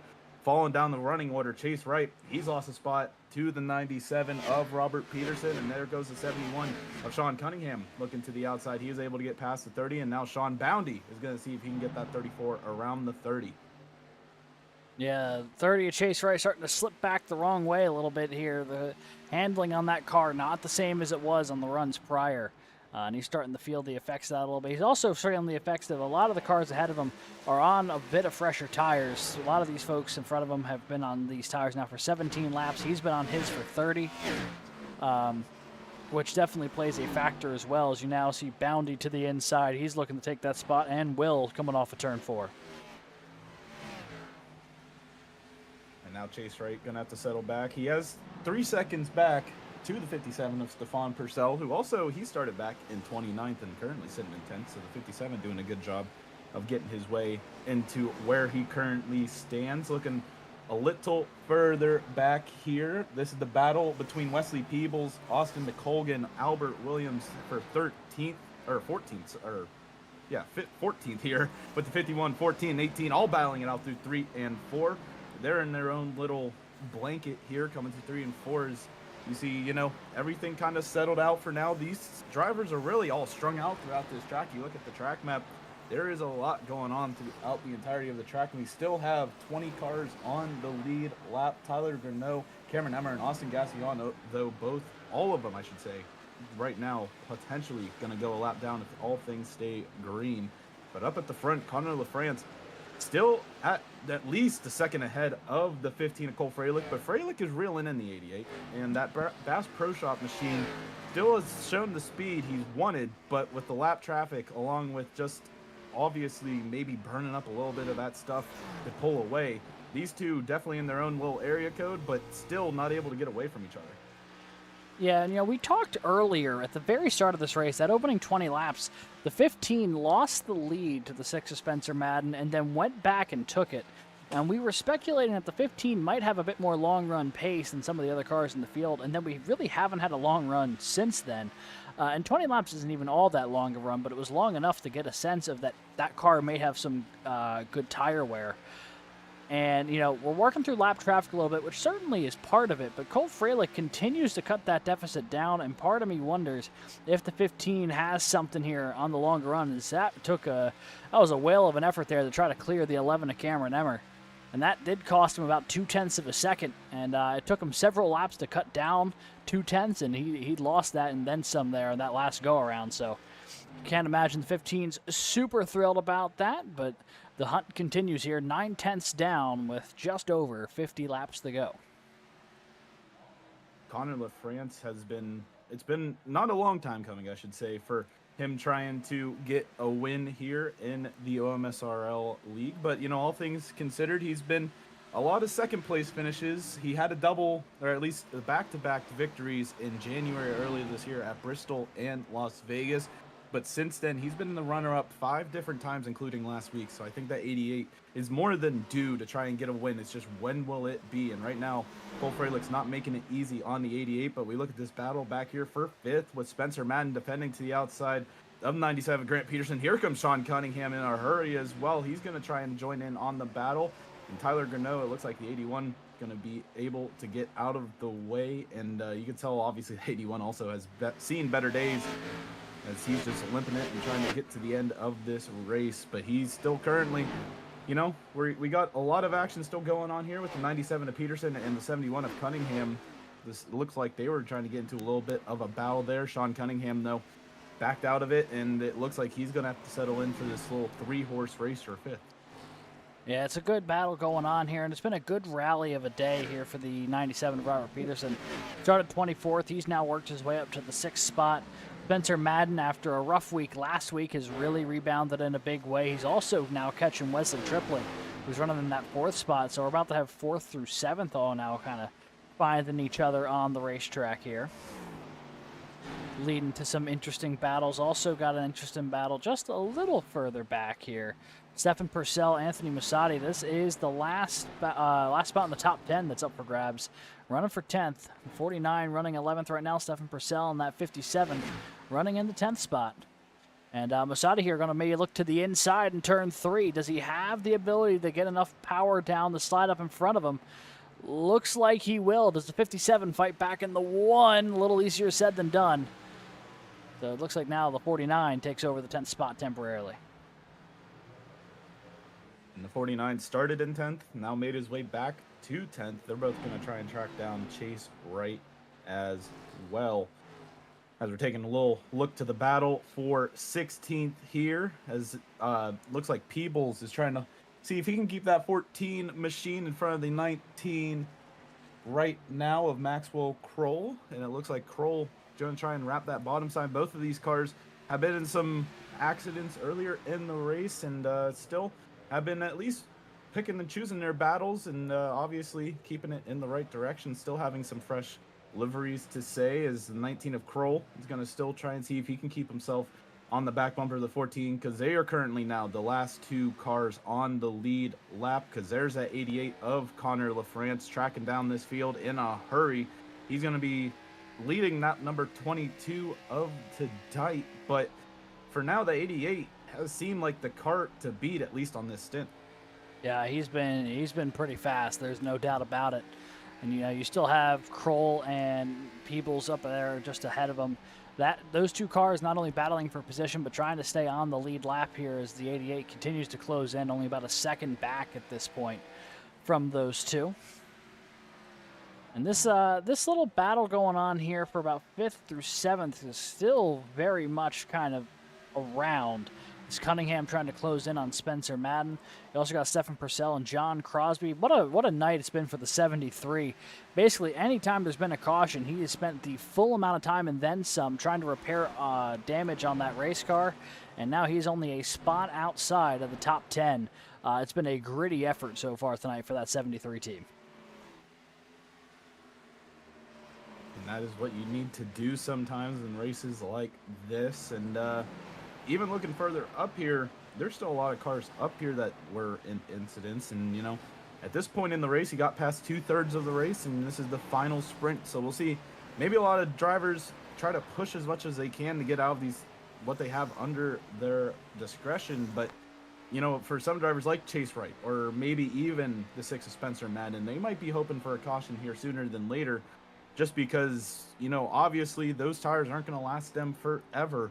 And right now they're losing a little bit of time comparative to what they could have had if they had these fresher tires like the drivers around them. But still, Spencer Madden has done a great job of defending this top 5 position he's running at. You can see he's still keeping himself clean here. And now looking back to this battle where the 14 is going to give up that 16th place position to Maxwell Kroll. And all things considered, now these two a lap down, Connor LaFrance and you saw Cole Freilich right in front of them. Both of them were able to get on by. So the 88 and 15 are on a mission to see how many drivers they can pin a lap down if the caution does come out. But for the time being, just a little, you know, two duo, it seems like, battles going on throughout tonight. Yeah, we got some good battles going on. You see here now, a second and a half, the gap to LaFrance, the Freilich. Freilich at one point had that down to about 0.6 of a second, and now it's just really getting away from him here. 1.4 seconds is the gap as LaFrance continues to tick away good laps here. And we're starting to get really into a spot where if you get lapped at this point, which a lot of the field has, about half the field now is off the lead lap, only 15 cars are, and that's about to be 14 in a moment here, is Austin McColgan about to go a lap down here to the race leader, Connor LaFrance. This is going to be putting some drivers in a really tricky spot here, trying to figure out what they want to do for green flag pit stops, knowing that they are off the lead lap. And one thing I should note, Connor LaFrance, Cole Freilich, 38 laps on this stint for them. However, for Spencer Madden, Robert Peterson, Sean Boundy, the 3 or 4 of these guys in the top 10, they have put 51 laps on their tires to this point. So they might be thinking about making a pit stop here a bit earlier than the rest of this crew. Somebody that it looks like there's a couple drivers that I don't know if they're getting forced down pit road because of the tire wear or not, but we currently have Wesley Peebles and Tyler Greneau both on the track but have to bring it down pit road, and most likely due to tire wear. You can see that 14 a little slow on the backstretch, but he's going to have to figure out how to enter pit road here under green flag conditions. First time we've really seen this all tonight, and Wesley Peebles is going to be the first driver to do so. He's jumping out from the 16th position to try and see if he can get himself some fresh tires, and if it's not any sort of damages, if it's just tire wear, get himself and maybe do a little bit of an undercut situation. But he's going to be put down multiple laps here in this one, considering these drivers have to go down this 1 mile concrete track. It's been for some, it might have been eating them up early, and right now keeping themselves here just by battling off all of the wear and tear that tonight has brought. But for others, like Spencer Madden or maybe a Connor LaFrance, they haven't had too much action, but still sitting in a good position when it matters most here as we're getting into the back 20% of this race and still looking at this battle for the 5th place position. Spencer Madden has been a brick wall in that Busch Light machine, and Sean Cunningham has not been able to get around the 6-4 now. That is just time will tell, as the caution actually has come out here. And for a lot of drivers... Oh, it's for the race leader. Connor LaFrance hard into the inside wall. We'll have to take a look back here. What happened with the leader dealing with lap traffic? Oh, and I think that might have been the 18 of Albert Williams. I think might have got another incident where it grabbed into the wall and he was trying to get himself unstuck and got into the right side of the 88. But again, we'll see what happened here. Connor LaFrance was trying to lap the 18. He got into the wall and just tap that right corner panel of the 88. He gets sent up, hits the wall, the wall pretty hard, and obviously no smoke coming from the 88, but definitely a big mood swift here tonight. That is a huge turn of events. Not only is there going to be some damage to repair here now on Little France machine, also lost out on the lead as Cole Freilic's going to beat him down pit road here. So there is a lot of implications to that incident. And obviously, you know, when you're a lap car, the last thing you want to do is, you know, take out the leader. And I don't think that is at all what the 18 was intending there. But certainly an unfortunate situation there for both him and the 88 of LaFrance. And for LaFrance now, this really is going to put him behind the 8 ball. He had built up such a huge lead and is going to really have to work hard to get that lead back now, especially knowing that car might have a bit of damage.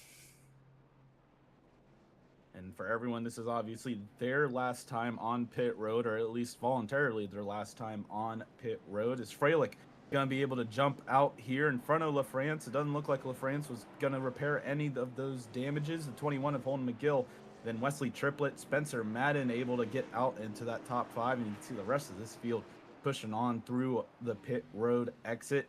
And for now, I think the storyline is how much damage does that 88 have, and really, is that going to cost him a lot of time to keep himself at least in contention with the 15? Because those two seemed like they were above and beyond everyone else on that long green flag run. Yeah, trying to see if we can see any visible indicators of damage.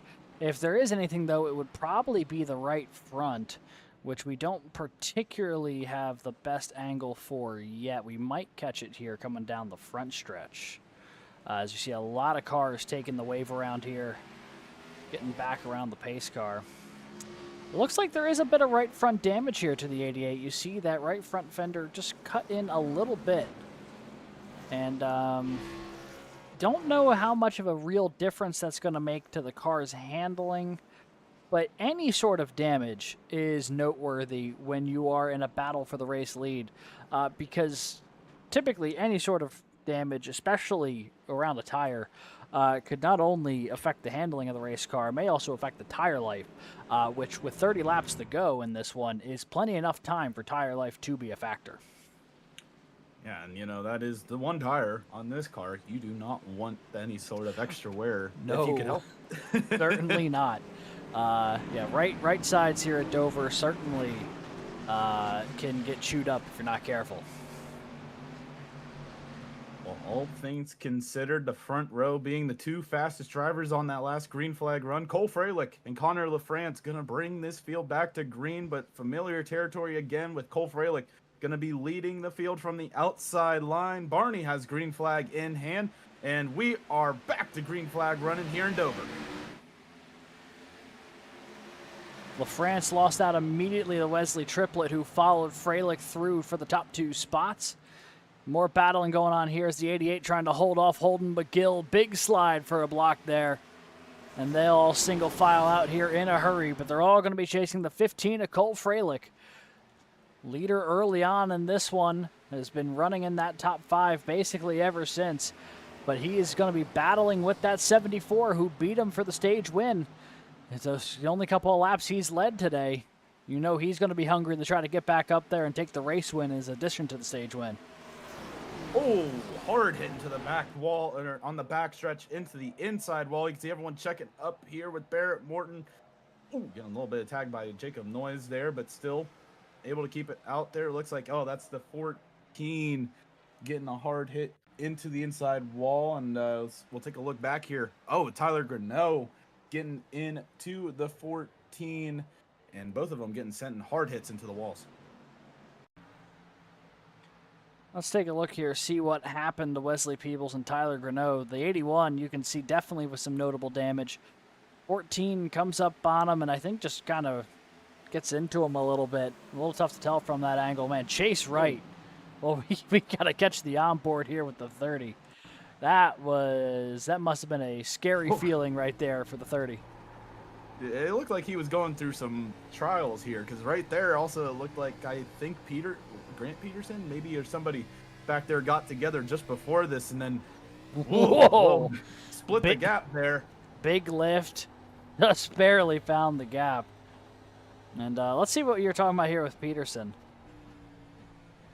I believe it was Peterson. I don't know. It was a glimpse right before we jumped on board here with Chase Wright. And I think maybe Austin Gassion too. Maybe it was behind this. Let's take a look here. This is Gassion in the 2. Are you talking about Robert Peterson in the 97 or Grant Peterson in the 52? Oh, I believe it was Grant. I believe. Maybe not. I believe Austin Gassion might have been involved with, like right in front of Chase Wright before we jumped on board with him. But oh, there it is. That's not Grant Peterson. That's the Home Depot car. It does look like Gassion though was 51, as opposed to 52. This was, I think, maybe before it though. Oh yeah, Gassion and McColgan nearly wipe each other out, fully check up the field. And that is, wow, that's pretty wild. Yeah, that might have saved maybe a couple of damaged race cars there. That actually brought out the caution for Wesley Peebles. But nonetheless, another caution here and another opportunity maybe for some of these drivers to keep on pushing through. We're going to take a quick commercial break, and then we'll have the rest of the finish here coming up just after this.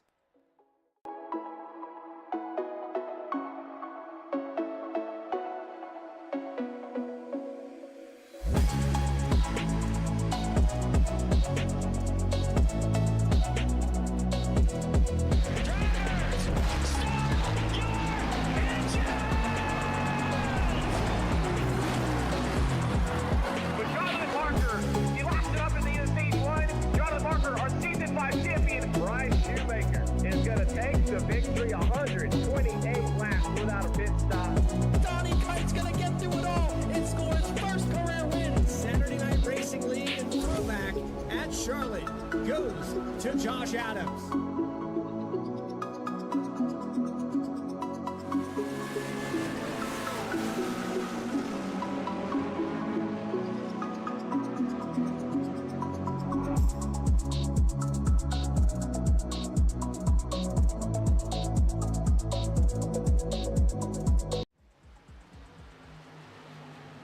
Welcome back, everyone, to the Dover 150 here in the OMSRL Gold Series presented by 42 Designs.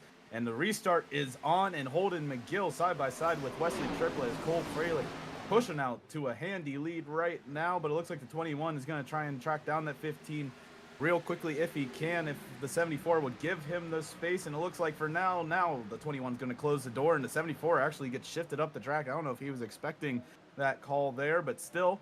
It looks like now everyone going to be single file through. Oh, Musati hard into the outside wall and inside wall. Whoa, Jacob Morel is into the wall as well. The 00 of Colton Hoffner into the wall. Chase Wright getting at least out of the way there. Wow, that was a hard hit by a lot of drivers.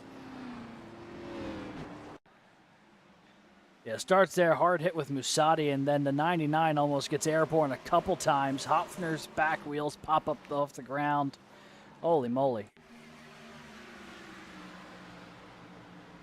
I think it all stemmed from Musati wrapping that outside line. He's trying to get a good run to stay to the outside of Sean Boundy. I think he just got too tight coming out of the corner, couldn't save it. And I don't know how that 99 just pretty much got shot out like a rocket into that outside wall, but collected a couple of others getting sent back into the racing line. We'll ride on board here with the 99 just to show how hard this hit was for both of these drivers. Man. Yeah, that's a hard impact for both the 99 and the 49. Both of these guys really took a shot there.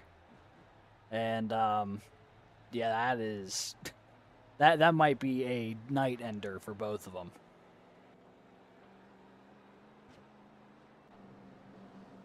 Oh, yeah. That's a lot of smoke coming out of the 99. There's also a lot of smoke coming up there from what I believe might be the 49's pit stall. Or, sorry, no, that is actually, I think, from Hopner in the 00. I think that's from his stop. Yeah, I think the 3 of Jacob Noyes also is smoking up a storm there in a good wrench machine. So A lot of barbecues happening here on pit road, but it's still a busy pit road, honestly. A lot of cars trapped more than a lap down. Chase Wright and Anthony Musati, well, Musati will be down there for a little bit longer, just a lap. So really, Chase Wright, the only car going to be 1 lap down when we take the green. And all things considered, everyone's still trying to chase down Cole Freilich, and I think actually Chase Wright got the waiver out, or the free pass there to get back on the lead lap. So make that 1 less car a lap down. He's going to be able to get himself onto the lead lap, and now 17 cars will be trying to track down that 15 of Cole Freilich. And Holden McGill, which, you know, last week he had really a good push at the very end of the race to get around Connor LaFrance to take the win. And so far tonight, he hasn't been, per se, the fastest car on track. He's been very fast. He's been there in the top 5 or so, you know, also getting through the field when needed and pushing the envelope at times. But really, this is the first time we've seen this 21 gonna be leading this inside line to the green. And again, you know, that 21 has been on a tear so far this year for Badger Racing, and he's trying to see if he can go 5 for 6 and put on a Max Verstappen-esque type of season and try to see how many wins he can get in the regular season before we get into the crank-off. But he has a steady points lead over that 15 you see there. He's trying to do whatever he can to get back at the 21, which is pretty much everything he's done so far tonight outside of the stage win.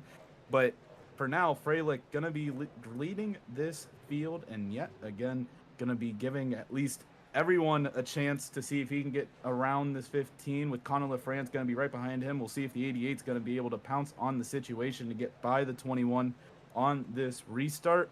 Pace car bringing down pit road. Cole Freilich and Holden McGill going to be the 2 different opponents on this front row. The 15 of Freilich gets a huge jump yet again, and we are green here in Dover. Oh, the 21 goes around on the front end of Wesley Triplett, and we stay green, but still contact through 1. Spencer Madden able to save it. Triplett and McGill all saved it. We're still green. McGill's just now getting rolling.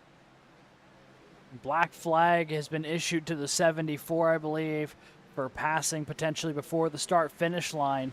So that's going to potentially ruin the night for both the 21 and the 74. Major points implications for both of them.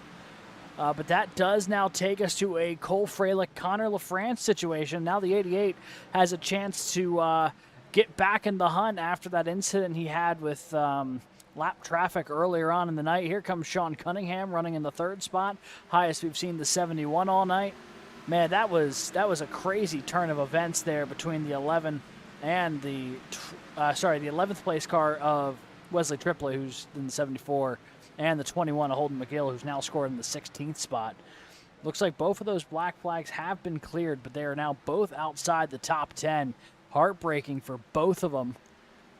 And Freilich continues to open up that gap a little bit as LaFrance now trying to hold off Sean Cunningham for the runner-up spot. Yeah, and you brought it up earlier, Alex. The 88, I think right now needs to be trying to push as much as he can, because if that right front is getting a little bit more wear from that little bit of damage, he's going to have to make this pass sooner than later. But the 71 is actually not making it easy. Sean Cunningham able to take that 2nd spot away, and don't look now, but here's the 73 of John Crosby. We talked about him waging some wars and getting through some of these battles. He's now trying to knock on the door of a podium finish here tonight in that 73, but the battle for second still ongoing. LaFrance unable to keep the, at least he had to, looks like he had to jump out of that battle. Now lost out to 3rd to the 73 of John Crosby, out of the podium for now. And all of this now a 2nd and 1.3 seconds behind the leader, Cole Freilich. Yeah, Freilich has just been ripping the past couple laps here. I mean, absolutely flying. You know, we'll take a look here at the last lap time on the racetrack, and he is by far one of the fastest cars on the racetrack. Actually, the fastest lap, though, I believe, was Sean Boundy running in the 6th spot right now. But he is about 2 seconds adrift right now of the race leader, because he is battling with Spencer Madden for that 5th spot. So the 34 applying some pressure there. And these laps very much ticking away all of a sudden as Wesley Triplett back into the 9th spot. And I just heard someone's motor go. I don't know where. It might have been someone on pit road. That was a jarring bit of audio as we went to go watch this battle between Gassion and Kroll for the 14th spot as they're door-to-door. And Sean Cunningham, he had a top 10 finish last week, and it looks like he's trying to follow it up with a podium potentially this week as we're looking for this battle further on back. And all things considered, it is only 10 laps to go, which can go real quickly here in Dover, and it looks like a lot of these drivers now trying to see what they have under themselves, including 34 Sean Bounty. We talked about him. He is fast right now, and it looked like he could try to get to the inside of the 6 of Spencer Madden, but had to duck out of there coming out of turn number 4, got a little too tight, had to jump out of the gas, and now gonna have to settle back behind the 6. Both of them closing in on the 88 of Connor LaFrance. That damage, I think, is definitely causing a toll on the 88's night. He's just trying to hang on here for the final 10 laps and potentially under attack by the 6 of Spencer Madden. He's going to defend and try to close off any opportunity he can, but now he's got 3 hungry drivers right behind him. Yeah, and this pressure is going to start to mount. This is going to start to stack up a little bit, I think, because the 6 is not going to be wanting to get held up too much here by the 88, knowing that he's got Bounty and Peterson right there. Is now Bounty going to take a peek maybe to the inside off the corner? Not quite going to go that time. The pressure continues there in this battle, and I'm trying to keep an eye here on Sean Cunningham, who's making a little bit of inroads here toward Cole Fralick. He needs to cut down more time if he wants a chance to go for it, but he's cut off about 2.5 tenths since he's cleared Connor LaFrance, so he is closing in just a little bit on Fralick, but the laps here just not in his favor if he's only going to be ticking off about 0.5 tenth a lap. Yeah, and for right now, you got Cole Fralick. He's been around here in the OMSRL, but you have Sean Cunningham, John Crosby, both of them being rookies, both trying to get their maiden wins, and currently both of them sitting in their best finishing positions as things stand right now with 7 to go. As Sean Bounty, he's on a mission. He got into that 5th place position around Spencer Madden, who's been fast all night, but Bounty has found the speed at the very end here. He's going to try and track down Connor LaFrance 3 wide for the 6th place position. As Madden stuck on the outside, will it stick? Wesley Triplett able to keep it up into the inside. They got real close, but at least kept it clean, and a good showing by those 3. Robert Peterson on the outside, trying to see if he can get around Wesley Triplett on the inside. And Peterson going to be able to get a good run down the front stretch. And here's that 51 of Austin McColgan, who we've seen time and time again, it seems like got stuck in the wrong position at the wrong time. He's in the top 10 trying to battle for a 6th place position. Oh, and he might make a move here on Peterson, who got stacked up behind Madden. Now Triplett to the inside of the 6. There's some great battles happening here. 2 by 2 they go off of turn 4. And 5 laps to go. Oh, no, Madden's around. Hard into the outside wall. Bumper ripped off of the 6. He's going to lock it down. But a hard hit into the outside wall, and Cole Fralick did not want to see that one bit. And we saw it all unfold on the front stretch there. They were 2 by 2, and Wesley Triplett maybe side drafting, and both of those drivers getting to the same spot eventually, with Spencer Madden ending up on the wrong side of the stick. Yeah, we'll take a closer look at it here from the 6 and the 74. And it looks one of those racing sort of deals. The 6 comes down the racetrack just a touch. The 74 goes up just a touch. And they meet in the middle and at the wrong time. Hard hit there for Madden. He's going to be incredibly frustrated with this, I'm sure, given how strong of a day it's been, especially with how frustrating last week was, not being able to join the race at the start due to equipment issues and connectivity issues, finally being able to join late, but it just already behind the 8 ball, having such a great run here tonight, and now that potentially taken away here with just a couple laps to go. Yeah, that's tough. 4 to 6. I mean, it has been a rough season, like you said. I was trying to see exactly how things were going to be shaping out here as Spencer Madden further down in the standings. He definitely needed a good points night, and as you can see, a good bit of damage there for the 6. After he had a lot of speed here tonight, he's going to have to see if he can get himself all set up for this green-white checkered, and it'll be our first attempt. We do have 3 separate attempts here in the MSRL Gold Series, and it will be I think something that everyone's kind of used to at this point in the race. But one thing to note a couple of drivers not used to being in this situation, including the 71 of Sean Cunningham, at least when it comes down to it in the OMSRL. He hasn't gotten a win here so far in his rookie campaign. Same with John Crosby in the 73. But, you know, everyone else in this top 10 now has the opportunity, if everything falls their way, to get into a winning hit situation. But Cole Freilich, far and beyond, it seems like, has been the consistently fast driver here tonight, able to survive what's been thrown at him. And at least for now, everyone's going to have to think of a good way to get around this 15, because outside of what we saw with Wesley Triplett and that battle to get the stage win from the 15, I think Sean Cunningham or John Crosby is really going to have to push their luck and push themselves to get around this 15 if they want to get their maiden win here in the OMSRL. So Freilich and Cunningham, your front row. Boundy and Crosby, row 2. Triplett and LaFrance in row 3. With Wright, Peterson, Williams, and McColgan, your top 10. A lot of names that we haven't typically seen in that top 5, top 6 range here tonight. Boundy, Crosby, Cunningham, all kind of on the scene here late. Will any of them have something for Cole Freilich is the question. We're going to find out. First attempt at overtime coming up here just in a moment as the pace car getting ready to peel off. The lights are off, and they're going to let him loose for a 2-lap shootout here from Dover. And one thing to note, Sean Boundy, he also has been waiting for a win. 37 races since his last win in Homestead in November 2024. So I know that 34 would love to join us up here in the booth on the top step of the podium, but 3 laps is all that will decide it. A green-white checkered, the first attempt with Cole Freilich leading the field back to the green flag. And everyone keep on going. Sean Cunningham checks up a little bit, checks up the entirety of the field, and we're 3 wide going into turn number 1. John Crosby to the inside, Sean Boundy on the outside, making a sandwich of Sean Cunningham, but he's able to pull through. He's going to take second, and Cole Freilich jumping out to a huge lead as things are getting dicey here in the mid-pack. Everyone bouncing off each other, and the caution comes out. Yeah, I believe it's the 51 of McColgan who we lost here to the inside of the screen. Take a look at the replay, but he goes around.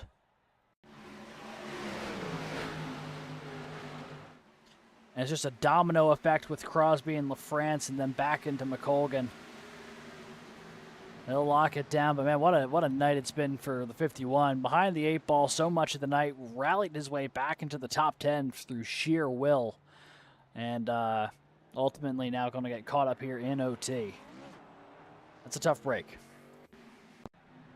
Absolutely, and another time where we saw these restarts just become a the cautions breed cautions, but also just purely everyone just getting stacked up and throwing themselves, obviously trying to get some positions when they can during these green-white checkers. And it all starts out getting checked up out of turn number 2. And nobody wants to give up any sort of momentum, especially going down these straights. So that's what caused everyone to get into each other there coming out of turn number 2, and Austin McColgan being the only one that had to bring it to a halt. He's got some flat spotted tires, and I believe brought it down pit road to get some fresh tires nonetheless under that Home Depot machine and make another run at it. He'll be starting back in the P16 position, so he doesn't have to go too far if he's going to rebound to where he was before all of those incidents occur. But Alex, with everything we saw so far here tonight, do you think anyone has anything for Cole Freilich when he starts on that outside line? Like the outside lines had the dominant run of things all night. Cunningham did not get a good restart on that last attempt. He's going to need a much better launch to have any sort of shot at this thing. Boundy, I would have thought, had a little more speed to clear Cunningham, but the 71 fought back pretty good through 1 and 2. That kind of side-by-side battle just dragged everyone back away from Freilich. The only way I think someone's going to get to the 15 is either if Cunningham times this launch perfectly to stay within the back bumper of the 15 through 1 and 2, or if whoever's lining up behind the 15 here, which looks to be the 73 of John Crosby, if Crosby can time his run to follow the 15 through and clear the 71 by the time they're done with 1 and 2, that might be the other answer in going around and then making it a one-on-one duel on the last lap. But Both of those things are easier said than done. The 15 definitely has the advantage as the control car and has looked really good on the restarts tonight. He's got a lot of speed, and unlike the 71 or the 73, does not have any damage that I'm aware of on that race car. So it's a very advantageous spot for Freilich to be in right now. The one thing we also didn't note, like obviously this is a day race and this track is actually pretty cool comparative to a lot of the track temperatures we might go to in other parts of the country. Currently 91 degrees on the track and 83 degrees in the air, so not too much of a disparity there. So as these tires have been worn and all of these drivers are really on some old tires outside of really Albert Williams, who's just brought it down pit road, he's in 7th. Everyone else really's got to deal with what they've got under him for this second go around. We have one more attempt, but we'll see if this field will keep it green for this 2 to go mark. Pace car brings it down pit road, and Cole Freilich gonna be yet again at the point with Sean Cunningham to his inside, John Crosby to his backside to see who will win here tonight for the Dover 150. Green flag is back out. Everyone hasn't checked up yet, but just 15 getting out to a great jump. Crosby and Cunningham side by side for second. They're both trying to track down the 15 of Freilich. Who's it going to be? Still side by side. And the caution out again. And I'm going to see if I can find out who this was for. And that is going to be easier said than done. Let's take a look here at the replay. I believe I saw Sean Kaiser potentially around, but we'll take a look back here. Obviously, not a big field here at the very start of this restart. And even though, you know, it's a green-white checkered, everything's getting antic back here in the back half of the field as a ride on board here with Spencer Madden. He actually gets to the backside of the 57, saves it for the moment, then up into the 24 of Sean Kaiser. And both of them at least collecting each other, but not each other into the wall. Yeah, that was a good call there on seeing the 24. It looks to be that the 6 and the 24 get together and starts here. Madden, I think, just gets tangled up a little bit with Purcell. Kaiser just wrong place, wrong time. And he'll spin around, a little bit of damage there with Harrington as well. All three of those cars off the lead lap. Madden 1 lap down, Kaiser 7, Harrington 8. And that will, I do believe, bring us to our last attempt at it here tonight. Is that front end of the Spencer Madden machine. That might be terminal for the night. That does not look good. Yeah, he was forced down pit road. So even if he wanted to try to run these final 3 laps, it looks like he is going to have to keep it down pit road. Granted, he can only lose relatively 1 more position to Tyler Gurneau, so it looks like he has found himself finishing P number 17. But again, this is the last time for the green-white checkered. So brings into a whole nother aspect. Just when does that yellow come out, if it does come out? Because then you got to consider at the timing of the yellow who is where. And really, nobody has been able to stay to the back bumper of Cole Freilich in that first lap. So even if a caution does come out, the 15, it seems like if he gets a good jump, can put it on lockdown. But for now, Sean Cunningham going to have a 3rd attempt to the inside of the 15. And, you know, 3rd time's the charm. If you want to be speculative about things, you know, sometimes you got to do that. You see, like in the NHL, you got Sidney Crosby, who has he does 1,100 different things before every game to do it the same way. And, you know, when you get those repetitions and if you have a little bit of maybe a hope and prayer at the same time, anything's possible. So I think Cole Freilich might have it locked down, but for some of these other drivers, it only takes one little misstep here at Dover. Yeah, and, you know, Miles the Monster has been hungry here tonight, has really been going after folks. 15 cautions, 11 lead changes. Wesley Triplett, your stage winner, currently restarting there in that 5th spot. So we either are going to end this thing at 15 cautions with 11 lead changes, 16 and 11, or 15 and 12, depending. Most likely, at least. But I would think that Freilich, unless something really goes wrong for the 15 here, a good launch should be able to seal the deal for him, because it's going to take a couple laps for people to get up to his back bumper, and they just don't have that kind of luxury of time here. And And for Cole Freilich, he's also trying to get his first win this season.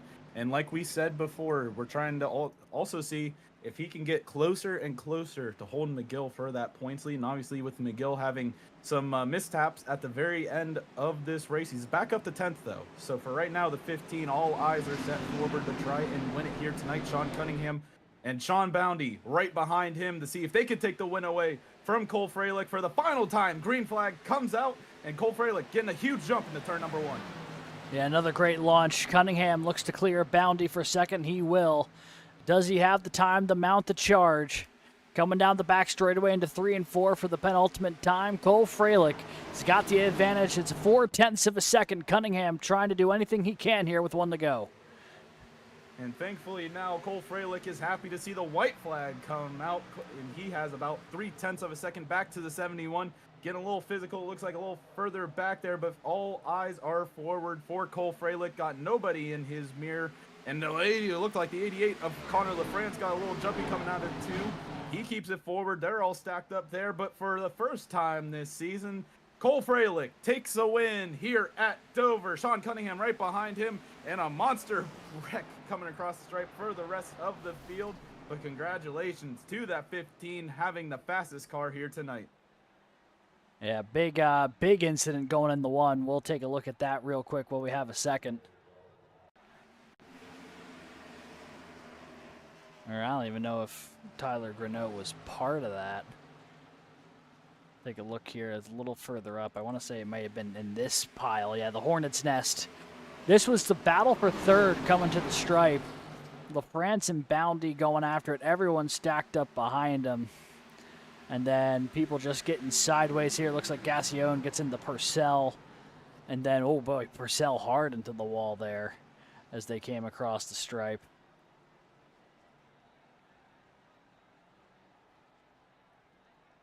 Well, for Cole Freilich, he'll be happy to take the win here tonight from Miles the Monster. And it was really a great night, and he seemed to really be the car to beat. You can see 83 laps and almost a perfect night outside of finishing second in the stage. We'll have the 15 join us up here in the booth in no time. And, you know, it has been a while for the 15. We talked about, obviously, it was the Holden McGill show for the entirety of this season. But for the, you know, for Cole Freilich, you have to look back to Charlotte in March of this year to see his last win. So for Freilich, he's going to at least be happy to be back in victory lane here in Dover. All right, folks, we're going to step aside for one last quick commercial break. When we come back, your race results and interviews with your top 3 finishers coming up just a moment from now. Racing isn't easy, but experiencing it is. iRacing puts you in the driver's seat with the industry's leading sim racing game. Drive on laser scan replicas of the greatest racing circuits from around the world. Go head-to-head against other drivers chosen by skill-based matchmaking to ensure competitive racing at every level. Compete across all your favorite series. In officially licensed cars, engineered to deliver the most accurate driving experience possible.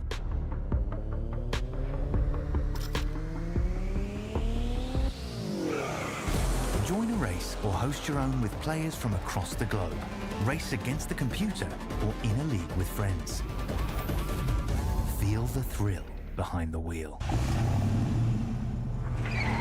Visit iRacing.com.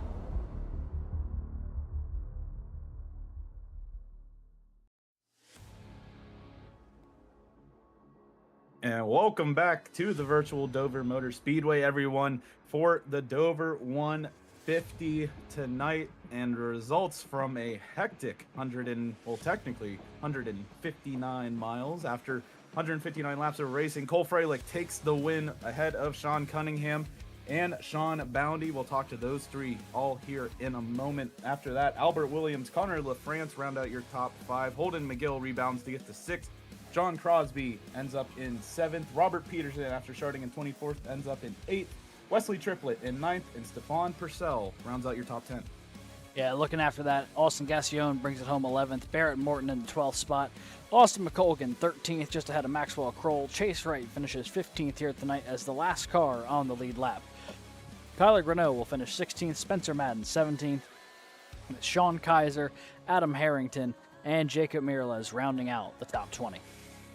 And then pushing through the rest of the field here tonight, Anthony Musati in 21st, Wesley Peebles 22nd, Jacob Noyes 23rd, Colton Hoffmer in 24th, Cameron Emmer 25th, Jeremiah Hobbs in 26th, Tyler Hurlbutt in 27th, Grant Peterson 28th, Ryan Dingler 29th, Brent Rucker in 30th, and then Tommy Gassett start and parked here tonight. And now we're going to jump into some post-race interviews, starting with your race winner here tonight, Cole Freilich in the 15 machine. And here's the 15 machine of Cole Freilich. And for the first time here in season number 11, Cole was able to take the win here in Dover. And Cole, I wanted to start back at the first stage, that stage break between you and the 73. How was it going into that part? Because it seemed like tonight you were the car to beat, but right at that stage break, it was an entertaining way to end it.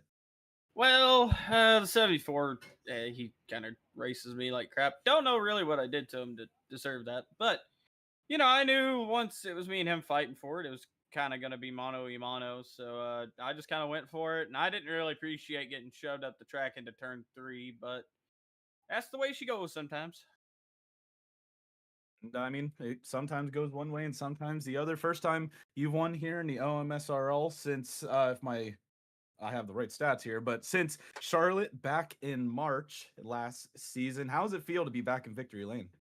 Well, it's really good. I think there was a few races earlier in the season we could have easily won. I know Sonoma, that one had things not gone to hell in a handbasket really quick. We could have easily won, but yeah, it's just we've been up front all season. We just haven't really had the wins to show for that. So luckily, luckily everything kind of went right tonight. Tonight was just a night of attrition, really. So just kind of playing it smart, that really played into my favor. And next week, before we go into a 1 week break after that, we make our way to Texas. How are we feeling going to down to the into Texas? I think we'll be good. It's been a while since I really ran Texas, but I like mile and a half, so I think we'll run top 5 where we normally do. So I think we'll have a solid showing. Um, but yeah, just that's the goal of the season. Just keep rattling off good results, keep rattling off hopefully wins. But that's just the name of the game. Oh, good deal. Thanks for joining us up here in the booth, Cole. And is there anyone you'd like to shout out before we let you go? Yeah, shout out Simrat Market. Let me think of all the people. B&B Hobbies, RC Speedway in Dawson Springs, Kentucky. I think that's everybody. Maybe. Yes, no, maybe. I don't know. But but yeah, thanks to Noise for putting the league on. Thanks to y'all for broadcasting this. I love running this league. I set aside every Tuesday night to run it. So it's a good league full of good people, and I enjoy racing here. And thank you for joining us up here in the booth, Cole. And we'll catch you next week down in the Lone Star State. See you later, guys. And that was your race winner, Cole Freilich in the 15, who had the car to beat all night and ended up in the right spot when it mattered. We'll toss it down to Alex, who's caught up with our rookie second place finisher, Sean Cunningham.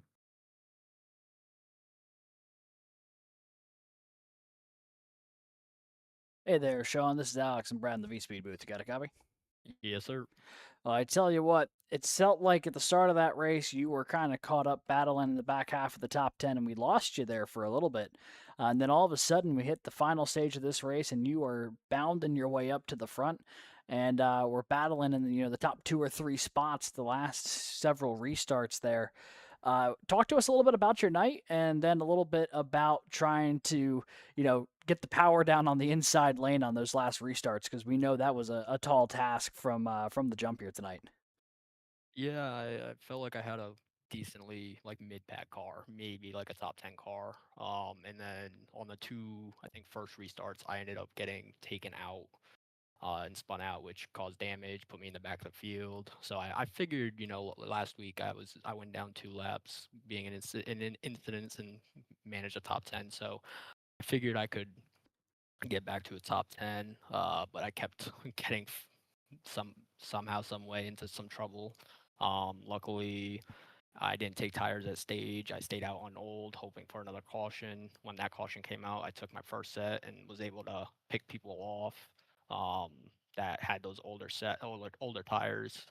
And yeah, I just went for the first, like, just saw what people were running in front of me, and then when they made a mistake, was to attack them. Well, it really worked out for you. The opportunistic approach really got you some good points here tonight, and you ultimately walk out of here with a second place finish. I know it's probably easier said than done, but was there anything you could have done on those green white checkers to get up there? Because it looked like you just needed a few laps to actually get the wheels under you a little bit, restarting from the inside lane. But that was not a luxury that y'all had the time for. It seems. Yeah, I think the last 20 lap run before the three green white checkers, I was catching Cole about a tenth a lap, and I didn't know if I could catch him, but I was gonna give it all. And then when those three green white checkers came, the first one I spun my tires a little, and then all three of them into one and two, I kind of just you know put the power down and held it as much as I could to try and hold off for a second place. And then yeah, that last lap again, I knew I was about 3 or 4 tenths back going into the final lap, and I think I got within a tenth or maybe a tenth and a half of him coming to finish. So I think maybe if I had 2 to 3 laps, we could have battled it out. But it's very hard passing here, especially on older tires and burnt tires. So I mean, I really don't know. It would have been entertaining to watch. Well, it was entertaining to watch you go out there to put together a new best finish here on the season for you. Sean, anyone you'd like to shout out on the runner-up finish here tonight from Dover? Yeah, PTS, Cockadoodle Dan's DRL. Um, I'll be there. Southern Power Washing. My two teammates, John Crosby and Albert Williams. They've helped me a lot with trying to progress in this league and in this series and in this car. So I'm happy with the second place, and hopefully we can continue to battle up in the front runner spots. Alrighty, well, Sean, we'll hope to see you up there in the future as well as hopefully we'll see you on track next week when we go to Texas. Congrats on the run, and we'll hopefully see you there. All right, thank you so much. That is your second place finisher here tonight, Sean Cunningham in that 71 machine. And Brad, that'll bring you to our third place finisher here, last step of the podium, the 34 of Sean Boundy. It's going from the rookie and Sean Cunningham now to Sean Boundy, who is able to join us in the booth here tonight. And Sean, I feel like we saw you all over the place here tonight when, a lot of the things got rough. And then also at the same time, you made it work when it needed most. Take us through how that 34 felt tonight. Yeah, I you really got to respect this track. It'll eat you alive, and I'm sure looking back, it's gonna show.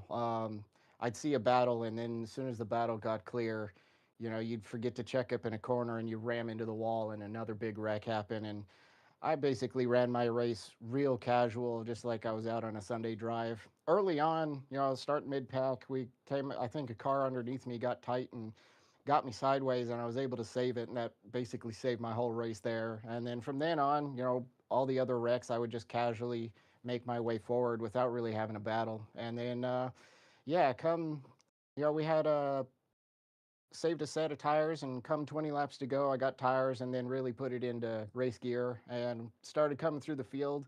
I was thinking maybe I could get to third place, but I don't know if I could make the pass by the time I got there, but that would have been close. And then a few cautions. It made me excited and nervous.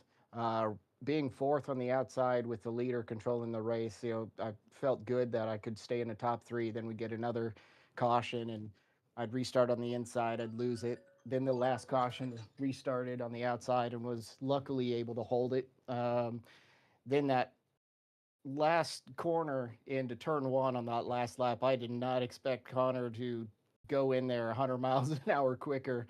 I felt like I was going to go headfirst in the wall, but we saved it and we ran him out, and he got that spot. And then I don't know where he went up into the wall and disappeared. And it was a dogfight all the way back to a podium spot. But yeah, it just basically just a casual race trying to stay out of trouble, and then come to the end of the race, then we put it in high gear and go. Well, I tell you what, that strategy worked out for you perfectly, and you had one hell of a battle going to the line there for third. I mean, you had yourself and about 12 of your closest friends or enemies, depending, all stacked up behind you, coming to the line. You know, this track, you said a very, I think, telling quote about the fact that, you know, this track demands a lot of respect, and you were trying to approach it very casually. Do you find that method works more times than not? I mean, we had a very attrition heavy race last week at Chicagoland. We had a very attrition heavy race here tonight. Do you find sometimes that, you know, taking yourself off the knife's edge a little bit actually ends up working better in these races where there's so many cars that end up going out? That's a good question. It can. It depends on the condition of the car. These cars were very loose, so you take your mind off it for a half a second, and you're finding yourself catching it. And if at the point you're already catching it at a track like this with the car as loose it was, you're almost not able to save it. There are times when you got a tighter car, or it could be more forgiving, but I yeah, it's pretty tough to tell. And Dover's a really weird track because you could be caution fast all race long, or you could go the entire race without a caution because everybody's minding their business, and you just don't know what kind of personality it's going to give you throughout the race. So you just kind of have to pick it. And early on, I started seeing cautions, and I was just kind of waiting for the moment everything would calm down and we'd have really long runs. And yeah, you just adjusted to the fact that we were still getting cautions, and pick and choose when we had our limited set of tires, and it just fortunately worked out. Well, it worked out for you in a big way. Big points night for you here tonight. Might even vault you into the top 10 because I know you're fairly close to that cut line. Sean, anyone you'd like to shout out on the podium finish tonight? Man, it'd be nice if I had people watching, but just everybody on the V Speed that's giving us a chance to look back on these races and making them entertaining. Appreciate you guys and everybody at OMSRL and Simrack Markbit for providing some really nice paint schemes. I got one on my car, and yeah, just had a great night tonight. Well, we enjoyed watching you go to work out there, and hopefully we will catch you next week at Texas. Congrats, Sean, and see you then. Thank you. That is your third place finisher here tonight, Sean Boundy in the 34 machine. And that'll wrap up our interviews here tonight. And Brad, that just about wraps up, I think, our coverage as well here from Dover tonight. Yeah, round number 6 is in the books. And all things considered, it was a war of attrition. We heard about it from all of the drivers, really. Just had to treat Miles the Monster the way you wanted to be treated. And a lot of drivers at least can keep their heads up high if it made their way to the end of the race. But next week, we jump to a completely different type of race where we go to Texas Motor Speedway. And next Tuesday, September 1st, here on V-Speed, you will not want to miss it. Same time, green flag drops at 8 p.m. Eastern Standard Time here on V-Speed on YouTube. So feel free to join us back here at the same exact time. And if you want to hear our beautiful voices yet again. So thank you all for joining us up here tonight for a race in Dover. My name's Brad Daniels. Alongside me, the talented producer and co-commentator Alex Gagnon.